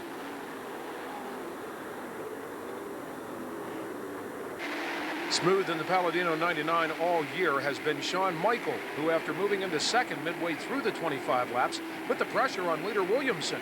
But it's Kramer over Shawn and Hagenbottom.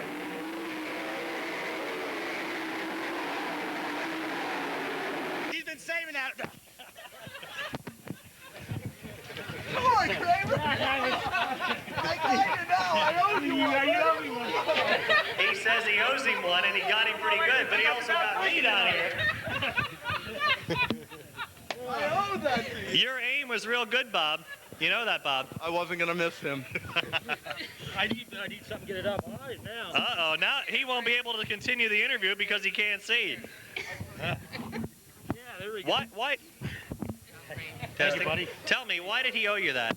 Well, I let him tell you that. He knows more about it than I do. You know, I tease him all the time being, we love, that's it. And we got a little champagne on the mic there, but he always teases me all the time, and I call him Beavis of URC here because, you know, Beavis and Butthead, and we just have a lot of fun cutting up and carrying on with each other. And he's a good guy. He puts on a good race track here and does a good job.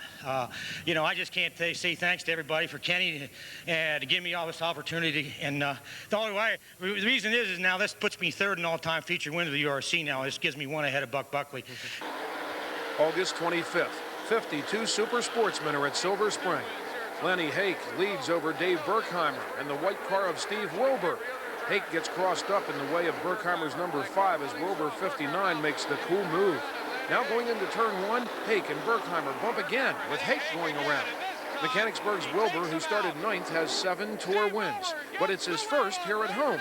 Carmen Perigo finished 2nd with Bob Fantasy 3rd. The Lion King reigns and will make it 2 straight next week, becoming the only driver beside Carmen Perigo to garner more than 1 win so far this season at the Spring.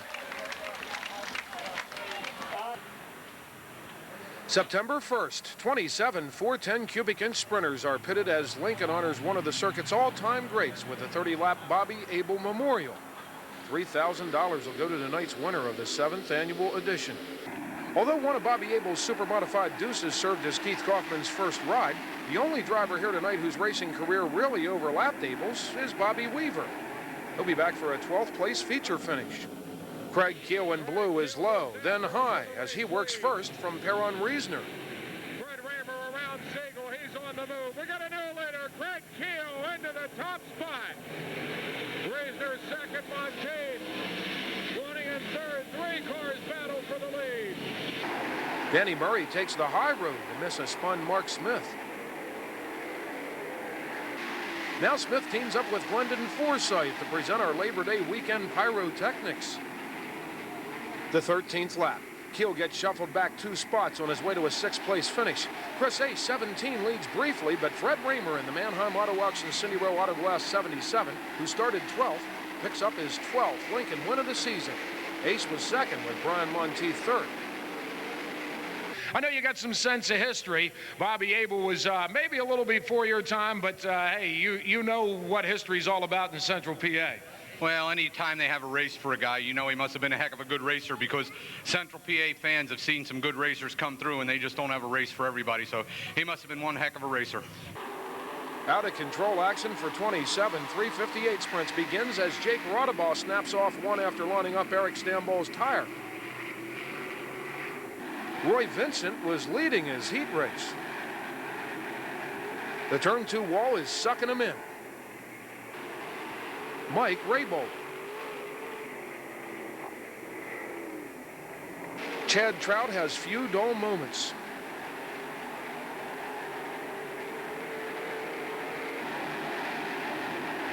Greg Libby, 119, picks up what could be his last win, cutting across Brian Eichelberger, who tries to return the favor to no avail. Title contenders Eric Stamball and Joe Ilg followed the winner across the line, with Eichelberger finishing 4th. Greg will be remembered by many for his banquet dancing.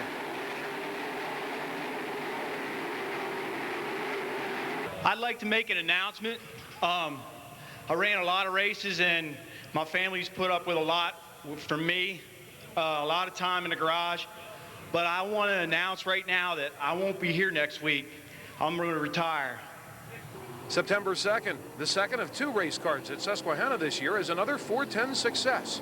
The York County National Open, paying $5 grand to win. Marshall Weitzel rides a bucking big donkey. Fred Raymer, 77, started on the pole in what looked like a classic time trial anti-race, but the slick surface hooked up to Donnie Kreit's power, and the 69 makes a winning charge from 11th starting spot. Frustrated Freddie finished second, Keith Kaufman third. The Labor Day Classic at Port Royal is part of the Juniata County Fair. It's our favorite summer-ending tradition. And if you don't ignore your diet and gain a couple of pounds here, your priorities are out of whack. And now 31 sprinters dish up our dusty dessert.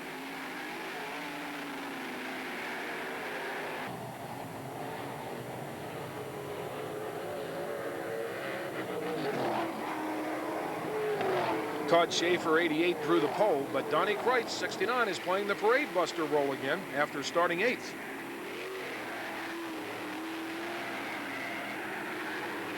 Joe Deal slips high and gasses it. For pulling out of this predicament without flipping and continuing damage-free in the race, Smokin' Joe gets our Save of the Year award. This freeze frame. Kreitz completes his winning pass of his old nemesis Schaeffer at the end of the front stretch on the 13th lap. The win is worth $3,000. Schaeffer stuck around for second, with Todd Hester third. Tell you what, I got to ask you one thing. 5 times you've been here on Labor Day in Victory Lane, and around the racing area, they call you the expert on the daylight surface. Well, got to thank my dad for that. He's here today, and he was a real master on the dry, slick track, and he taught me a little bit of that, and we carried it on for him.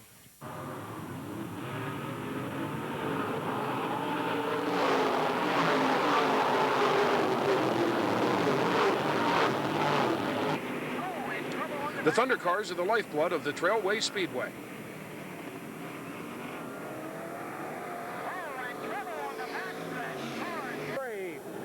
Cork Lockman and Ken Berwager flipped their Thunder Cars at Lincoln. As does Jerry Bingaman, who broke a right rear wheel and his shoulder.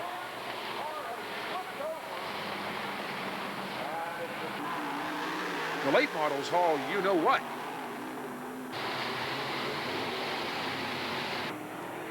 More than fenders get bent at Port Royal.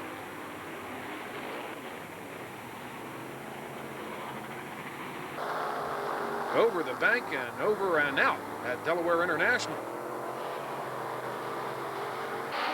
Blitz Bro from Newville and his little stock car are in big trouble at Path Valley. Keenan Heitzelman flips his street stock Port Royal style.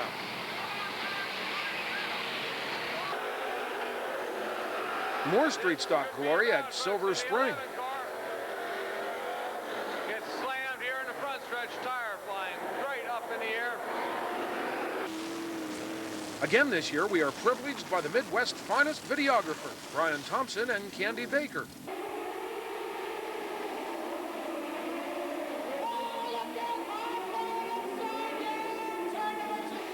Tulsa's Chili Bowl receives the widest array of electronic media coverage of any dirt track racing event.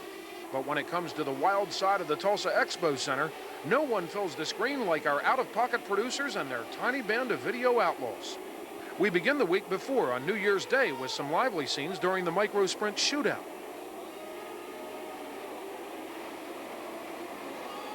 Corey Wheeler and Matt Brooks execute the double on the first lap of the turf tire feature. Brian Thomas. Brady Bacon loses a battle with the wall and bends the wing. Ron Gregory follows suit with another front stretch aerial act. And now the midgets. Benny Taylor gets the Rock Hudson treatment before flipping over the berm.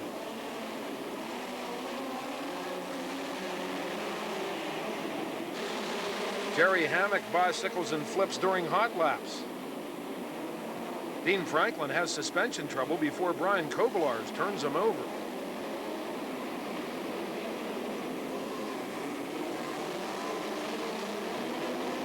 Tony Bieber winds up on his side. Mike Hess uses Donnie Lehman for a ramp.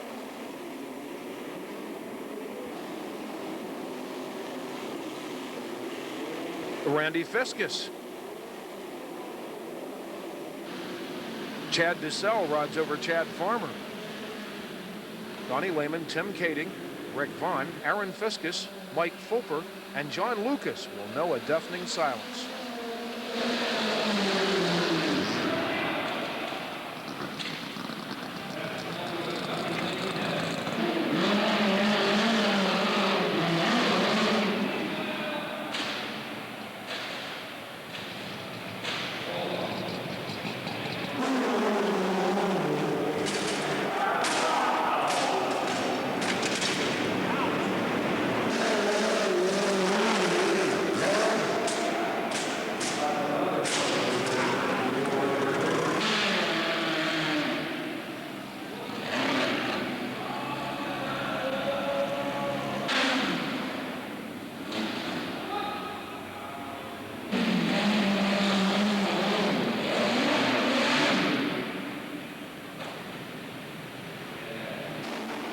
Chris Coors lands hard.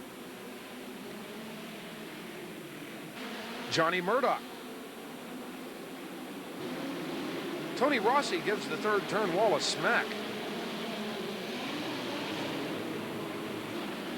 Doug White flips as Joe Justice piles in. John Jones flips hard, even though the yellow has been waving.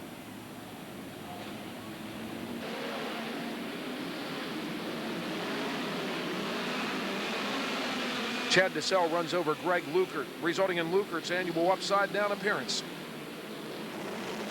Jim Zyarkowski's name leaves us no time for description. ARDC's Chris Morway.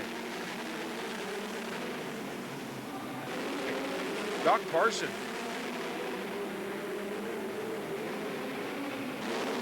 Doc Parson likes that first turn wall. Randy Cuck.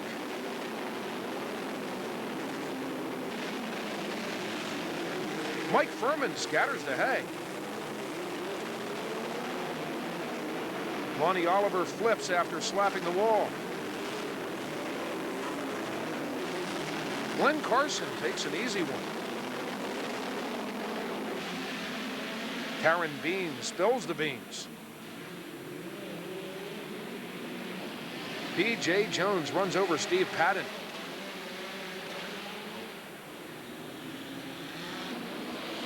Chris Morway gets it done for the second time.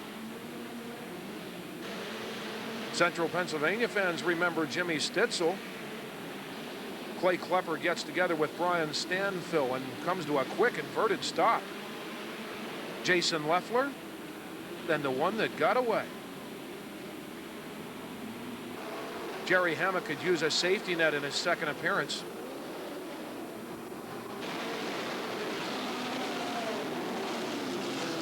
Eric Roberts is among the cars over in this cluster. But it's Fireball Hartley with the best of show in our exclusive Hot Laps coverage. The still shows the Fireball as he flirts with setting the all-time anywhere indoor altitude record. SCRA at Paris, California. Kevin Doty bangs wheels and pays a price. Steve Osling parks on the wall.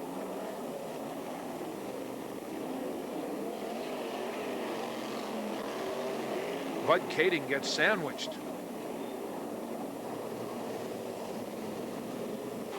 SCRA at Tri-City, Illinois. Troy Klein on his head. Charles Davis gets over Rip Williams at Lakeside Speedway in Kansas. Rick Hendrickson gets his bell rung.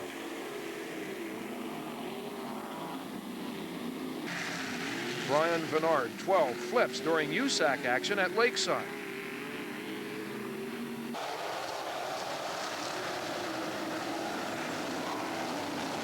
The wingless sprint cars have no problem racing side by side, except for Clay Klepper.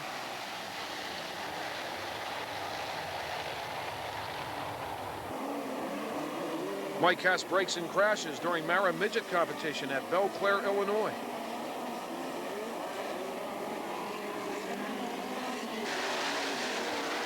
Jared Hall bends his wing after contact with Dean Adams at Benton, Missouri. It's filet of sprint car as Bob Thomas goes head on into the wall, causing himself and Paul Patterson to flip. Howie Gleason hits the first turn crater at Jacksonville, Illinois during IRA competition. Kokomo, Indiana offers a variety, but it's best known as part of the hotbed of real sprint car competition here in the Indiana Traditionalist Stronghold. The yellow is out, but Jason Noki gets over Bud Kading before spilling down the front stretch. Brian Hayden hits the front stretch wall before getting hit by Travis Wellpott and others. Knoxville, Iowa is the capital of sprint car racing. But we've heard of more than one board member who longed for the days of side-by-side wingless cars. This year they got their wish with the USAC big cars. Jason McCord spins with a stagger going the wrong way. Larry Hartwell gets upside down with John Heidenreich piling in.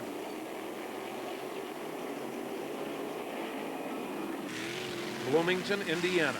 Derek Scheffel flips in turn 2.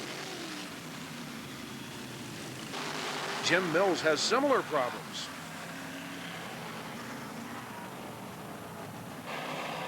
Andy Postman catches an inside tire and endos hard down the front stretch. USAC's a major route to Indianapolis. Not only do the brave drivers race wingless, they frequently do it on asphalt. Brandon Petty and Bobby East meet the wall at Anderson, Indiana. Saturday night at Lincoln Park, Indiana. Lance Hayden gets shoveled into a flip.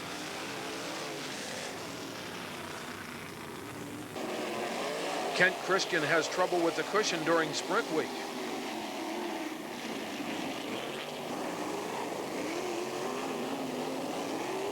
A.J. Anderson after hitting a crater.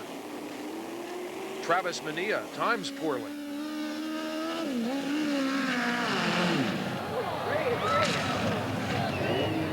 Push him off.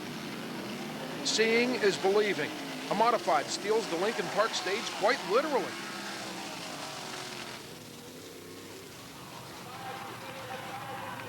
Bob East finds a spun car in the way as we switch to Lawrenceburg, Indiana.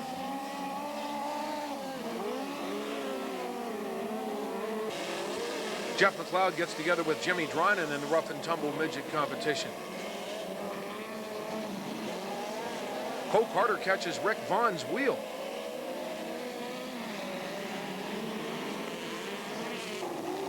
Sprint cars. Justin Marvel spins, and Derek Sheffin has no place to go. Angel Park in Sun Prairie, Wisconsin, home of perhaps the only weekly show of midgets in the country. No support classes either. This is as rare as a Harlem Hoedown. The show's run by the local fire company, and thus we have some dramatic audible effects soon after any car gets upside down.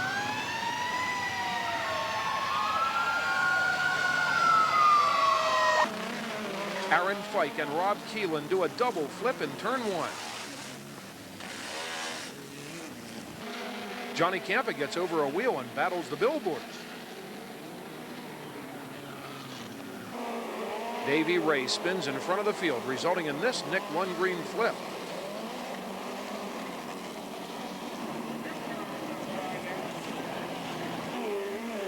The yellow is out, but Rick Imhoff climbs over Rick LaBrosse and flips hard.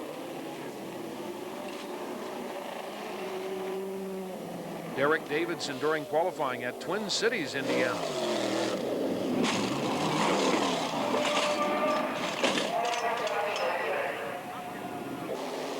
Brad Fox flips after hitting a spinning car.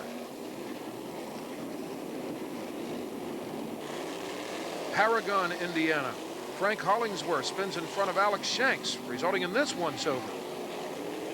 Rick Barlow wads one into a ball in the first turn. Second-generation racer Steve Cerniak moved from Central PA to Indianapolis just to spend quality time like this in a wingless sprint car.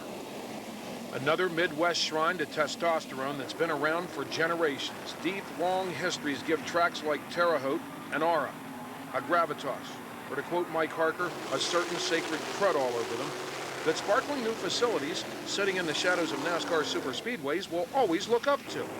Limited schedule notwithstanding, no track has tossed more racers beyond perimeter barriers. The two-seater piloted by Cody Hewitt is not immune beneath a full Indiana moon. Robbie Neubauer rolls it over at Farmington, Missouri.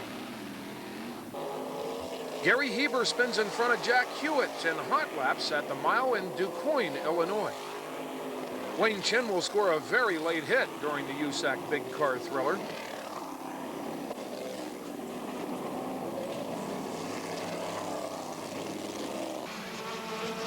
Tim's shot above the wall at Indianapolis Raceway Park. Rick the Wild Thing Vaughn dumps are good on the heavy surface at the Tri-State Speedway in Hobstadt, Indiana. Sean Krokenberger flips 3 times in turn 1. Kevin Thomas needs a new car. Mike Martin came from Arizona just a flip during sprint week hot laps. Eddie Lynch finds the limit on the sticky clay.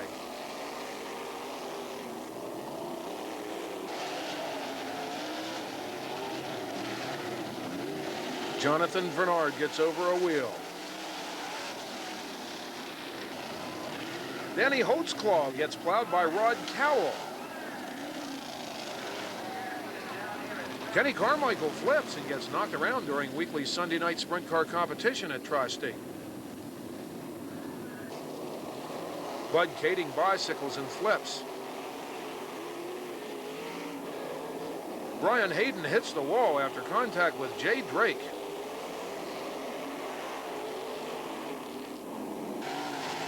Brian Rubel spins as Travis Odell climbs over Rod Cowell. Will the Thrill Newland.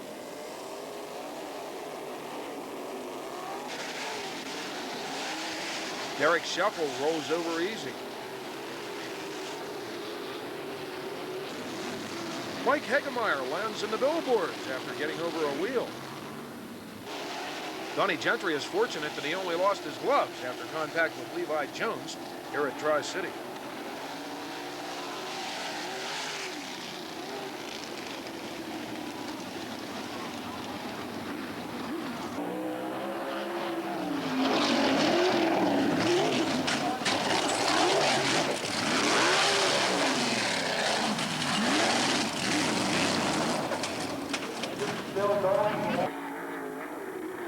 Exceptionally brave drivers race wingless.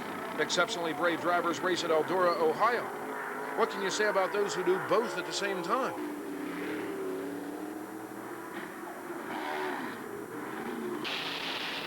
J.J. Yaley gets crossed up on the start of a USAC feature.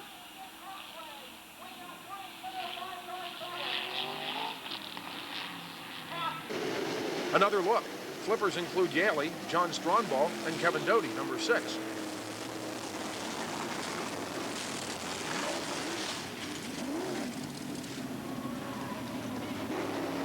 Bud Kading is back again, clearly a fearless Californian. Bud Kading in turn 3 this time, and taking Dickie Gaines along for the ride.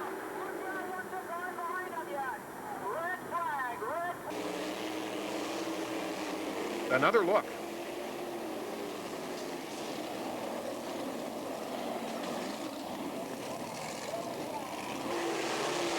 Jack Hewitt is a senior of the toughest circuits.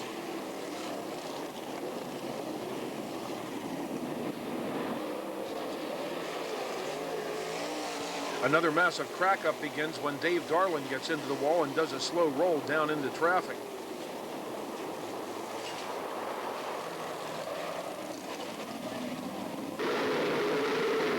Four other cars flipped, including Kevin Thomas, Mike Brecht, Dickie Gaines, and Nick Tabor. A final look at the crash that put Darling out of action for 2 months with a severe concussion.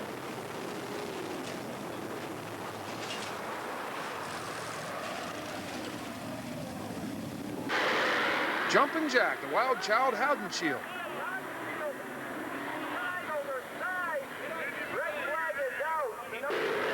Sport Allen came up from Florida to visit the Big E.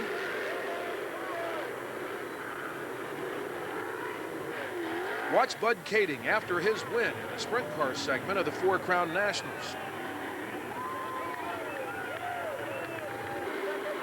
Here come the big cars. Brad Knopfsinger in black and Tracy Hines flip as several racers fail to make the first lap. Johnny Heidenreich and Todd Kane head toward the turn 3 wall, with Kane doing a once-over. Veteran Roger Rager stands on end before being driven through by Jack Haudenschild.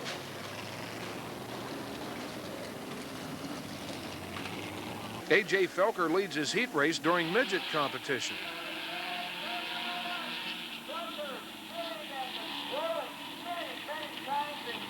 Another look at the crash, which left the youngster shaken.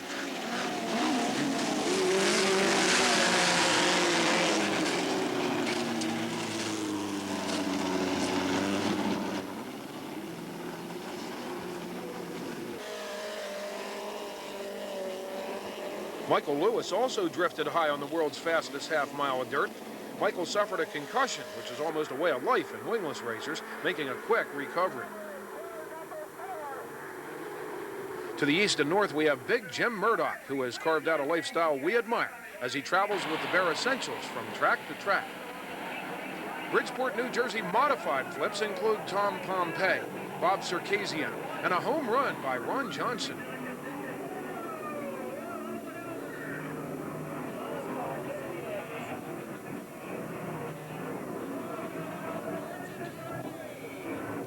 Big Jim is the official videographer at the popular New Egypt, New Jersey Speedway. Sammy Martin on the air. Whoa, we got a car upside down. A lot of battling going on deep in the back. Whoa, Carberry freed up. Look out in turn 3. Stacked a lot of good wood in this one. You want to hill. Malows are a little out of shape. Everybody stacking up on the backstretch. Vancouver upside down in the 17. Oh, look out on the front straightaway. Quarter midgets at Wall Stadium.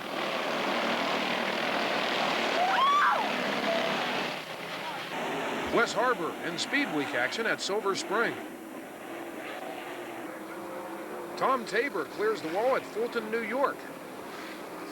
Big Jim spends many hours with Art Bell, returning from his Thursday night duties as official videographer at Vermont's Thunder Road. Jersey Jim calls it the wildest show on asphalt. The announcer loves his work. Harry Pearson, the fast. Oh! Menard in the 50. Holy cannoli!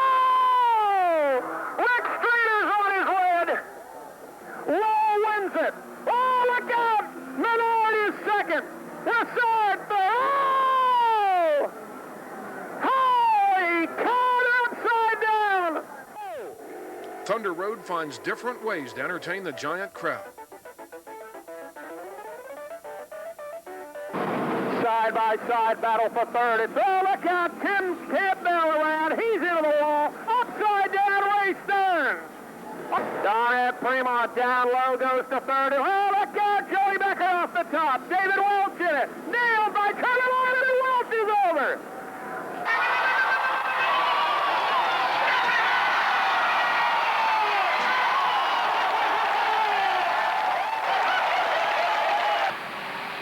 No flip two over the action at Thunder Road. Scott Paye, third. The 05 of Craig Bushy. Forward. Oh, Nelly. 10 shorts, upside down, and up on the door, and down on the roof. September 7th. Big Diamond extends their season 1 week, in part to reschedule a Super Sportsman rainout. A good crowd pleased management as 33 sportsmen did the fans. Craig Morrow and Carmen Perigo will be victims of wing munchers after jumping tires at the start of their respective heat races. Look out, trouble on the back straightaway. All cars staying upright. Keith Protzman, who was the 1982 late model champ here, wired the field over Leroy Martin and Steve Cannon. September 7th. Longest tow award to Linton Jeffrey from Australia, who is among 38 sprinters as Port Royal opens Tuscarora 50 weekend.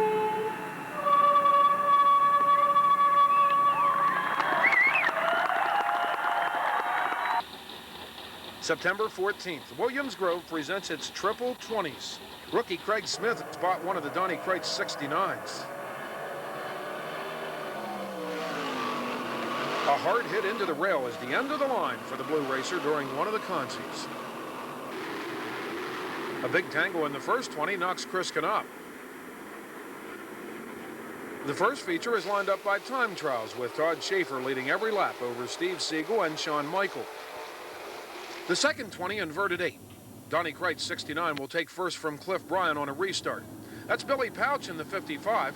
Watch also for a move by Schaeffer. Kreitz ducks lower, Bryan Pouch even lower. Kreitz slides up in front of Cliff Bryan on the restart, takes the lead. Todd Schaeffer making a run. Billy the Kid's ride comes to an end a couple of laps later. Schaeffer will make it 2 straight over Kreitz and Greg Hodnett. Todd Schaeffer all over Donnie Kreitz for the lead as they charge hard into turn number 3. Schaeffer slides under Kreitz for the lead. Kreitz gets back under Schaeffer as they race side by side into turn number 1. Schaeffer on the outside, Kreitz in the middle. Todd Schaeffer has done it again. The third 20 begins with a hard crash by Shawn Michael, which also eliminated Todd Schaeffer.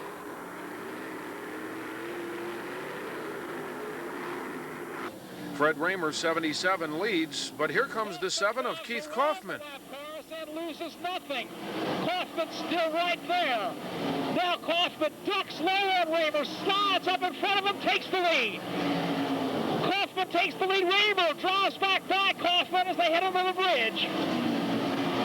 Raymer ducks low. Kaufman on the cushion, slides under Raymer on 4 as they come side by side down the front stretch. Now Raymer ducks to the low side. Kaufman goes around the cushion.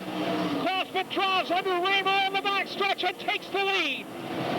Kaufman with the lead. Raymer second. Hodnett coming on in third. Kaufman's win in the final 20 is worth $5,000. Raymer second, with Greg Hodnett third. September 15th, Greg Hodnett leads the Sealands Grove Open over Todd Schaeffer. The time trial free format allowed 5 different leaders, including Nicky Young, Todd Hester, and Keith Kaufman. Jim Campbell tangles with Mike Markey. Todd Schaeffer does it again, with Hodnett second and Lance DeWeese third. Tony Strine from Dover is among 32 358s as the Sealands Grove National Open is a doubleheader. What a good deal for the great crowd. T.J. Stutz, 11, on the outside, overtakes Todd Reed for first as Todd nearly loses the handle.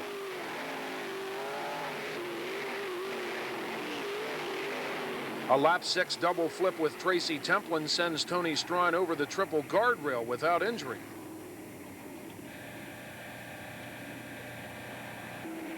Stutz leads Joe Whitcomb and point champ Chad Layton, who had to restart on the rear, across the finish.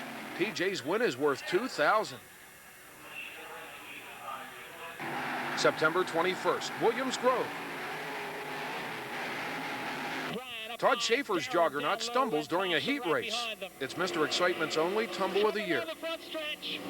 Todd Schaeffer gets together with Lynn Thompson on the front stretch. Vince Snyder launches off the cushion. Lance DeWeese in the Hars Furniture 88 came from 11th starting spot, taking first from Rick Lafferty on the 12th lap. Todd Hester second, with consistent Greg Hodnett third.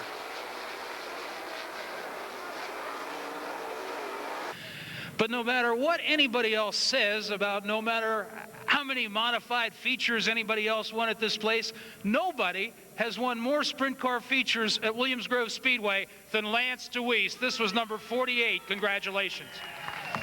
I tell you what, yeah, I mean, I just have to thank a lot of people for that because, you know, Walter Dyer gave me a big break in my career, and, you know, we got a good many of those wins with him. And I came to Joe, and, you know, he's let me do the deal the way we want to do it, and, yeah, you can't complain with that, and, you know, our performance shows it. You know, Tim Elwell, the mechanic, he works super hard all the time on it. Jeff Sullivan's been with me ever since the start, my parents. But I tell you what, most of all, I'd like to thank the fans for supporting us like they do because, yeah, if it wasn't for you all, we wouldn't race like this. And especially, you know, after the other week, you know, it just kind of tells you how important, you know, people are and, you know, what how lucky we are to do what we can do in this country. And, you know, I'm going to enjoy my life the rest of the way and, you know, just try and enjoy the most I can. 47 358s are pit side for their season-ending championship here at the Grove. Dale Hammaker will be the point champion. Cars point champ Kevin Drury spins and gets slapped by Roy Vincent. Another 358 micro reunion at the front as Kevin Nouse, number 49, and Mike Miller go at it. Mike Miller working hard on the low side off 4, slides into the lead. Nouse ducks back under him. He takes the lead back. Nouse and Miller really going at it for the lead. Adrian Schaeffer third. The race for first continues until the halfway point as the pair of full-size rookies test the limits of their abilities. Nouse and Miller really going at it for the lead in turn number 3, and we've got a spin. Nouse and Miller spin. Adrian Schaeffer, 21, inherits first, but here comes Jake Rodabaugh. Schaeffer maintains his lead on the backstretch. They're under the bridge. Schaeffer will go low. Rodabaugh high. Jake the Snake coming after him off turn number 4. Checkered flag in sight. Who's it going to be? Schaeffer slides up in front of Rodabaugh. Chad Layton finished third. Feels nice to come to Grove and win finally. Especially last year, we struggled so bad. People were scared to be around us. And I think hopefully this year we gave people some confidence in us, and what a feeling. September 22nd is Manufacturers Appreciation Night at Lincoln. 39 sprinters race hard as every qualifier is a major prize winner. Troy Weitzel is among the disappointed. We don't know why time trials haunt Manufacturers Night, but Sean Michael is glad as he starts on the pole and leads all 25 laps over Greg Hodnett and Lance DeWeese. We think the Allentown Fireman is part of one of the most underestimated teams in sprint car racing. September 27th, the Outlaws make a triumphant return to Port Royal for the first time in over a dozen years. Mark Smith continues his 410 learning curve. 41 sprinters pit side. Paul McMahon, U2, takes the lead on the start over fellow front row starter Danny Wood, 21. Wood tries the low side. McMahon takes the lead. Craig Delansky moves into second but drives too hard down across the cushion, launching the front end, and then the rest of the car.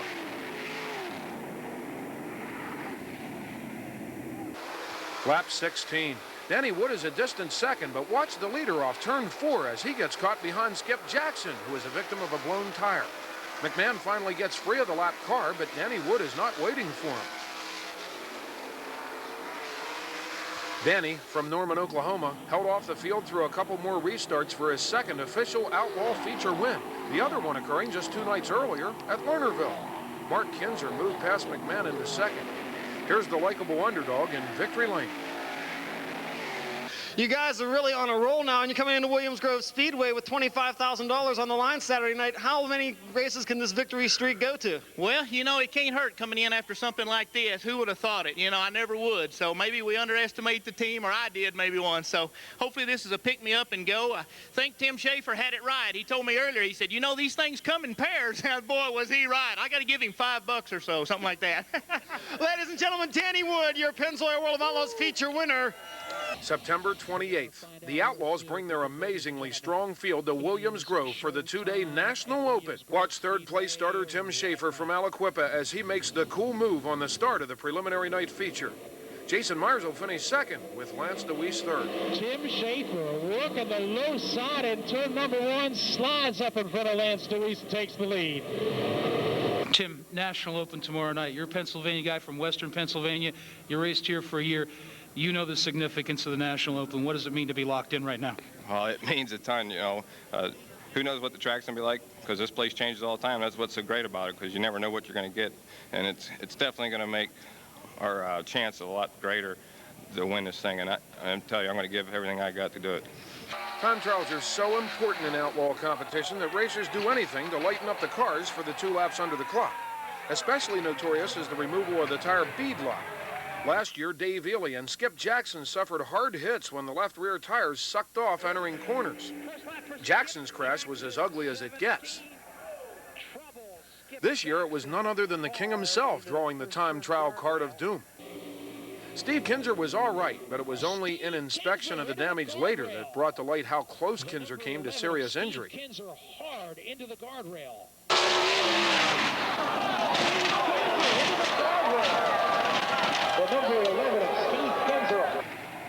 Heat race drama stood Fast Freddy on his nose and Greg Hodnett on his tail.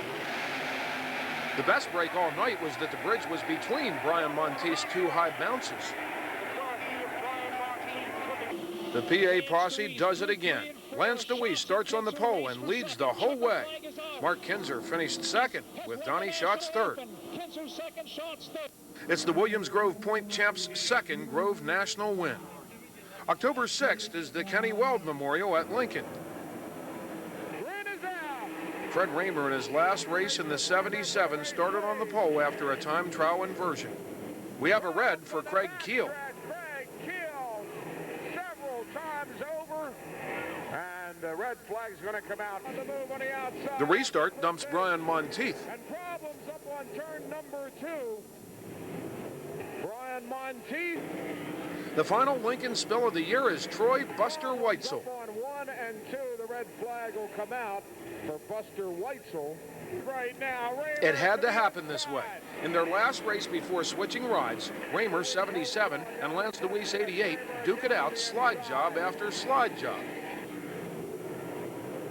Late in the race, DeWeese would slow to a 5th place finish as Raymer's win comes over Keith Kaufman and Chris Ace. Yeah, we, you know, Al gives us great equipment. I'll tell you, before I go any further, Al and everybody, I've had 5 great years here.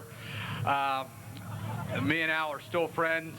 It just was time to make a change. I wasn't, you know, just wasn't pulling my weight or whatever you want to say, just wasn't working anymore. So anybody that thinks I'm laying down and dying, no, I'll be back.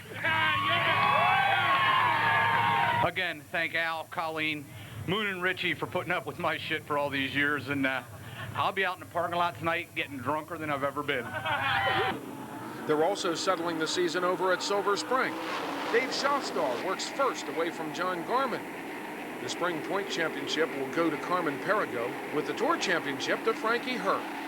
Schaffstall has plenty of company on the last lap thanks to Sportsman 100 winner Jim Shuttlesworth, but Dave becomes only the 3rd driver to win more than once here at the Spring all season. Steve Wilbur finished 3rd. You better believe it. After 6 years here at Silver Spring, you're kind of learning the tricks of the trade. What a run, and what a good year overall for you, really. Oh, yeah, this has been a great year for us, and I'll tell you what, like I said, I could have never did it without my sponsors and my crew. Some of the people that give me the opportunity to do these things. We wind up cramming as Williams Grove adds its first annual Fall Fest on October 14th. The Super Sportsmen are up first. We have a rolling Rusty Rock before Jim Shuttlesworth, number 41, takes the win despite many challenges by Smokey Snowbaker. 358 action flips TJ Stutz. Chad Layton becomes the only 358 driver to repeat this season by winning the first and the last. The 410s get greened in the feature-only format. Near the back of the pack, Jason Hagenbuck somehow gets over Bobby Weaver's front end, and both cars flip into turn 1.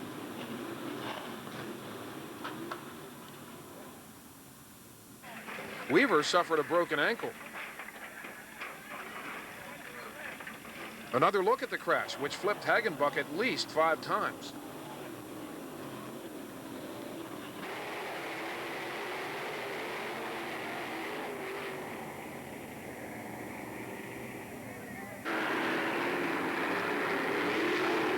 Keith Kaufman had a good season, though.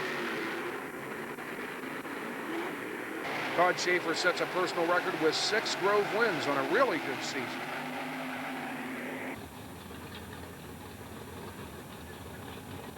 As we say thanks, we'll leave you with leftover spills we know you would not want to miss.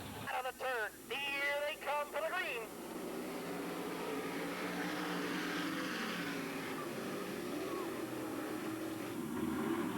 And Brian Allman gets backwards, and Niels Amsbacher will ride up onto the... Into turn number 1 and 2. And we got several cars getting together. We got 1 over, 2, 1 over. Whoa, another another car flipping violently down in turn number 3. Lynn Schaeffer Productions videographers are the Salsa King, Jeff Hall, Jeff's better half, Audrey Boyd, Professor Fred Plunk, Chris Ritter, and Peggy. It's a privilege to work closely with Sports Plus Video. Get their great low-price full race coverage tapes at area code 301-223-7318. Big Diamond and Grandview tapes come from Bill Bush at 610-562-9111. For micro tapes from all over the circuit, your best bet is Barry Boyd at 610-395-6705. For Silver Spring, it's Kirk Wise and Ron Moyer at 717-766-3362. Thanks again to our Midwest video outlaws, Brian Thompson, Candy Baker, Scott Beyer, Mark Douglas, and Mike Harker, who also serves us as the region's coordinator. Eldora grandstand footage courtesy of Jeff and Audrey.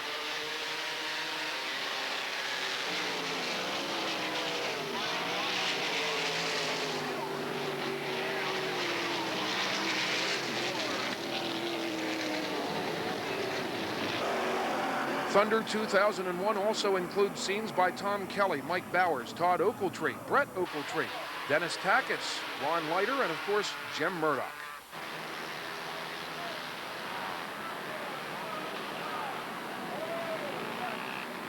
Till next year, remember, he who works not well alone gets little done.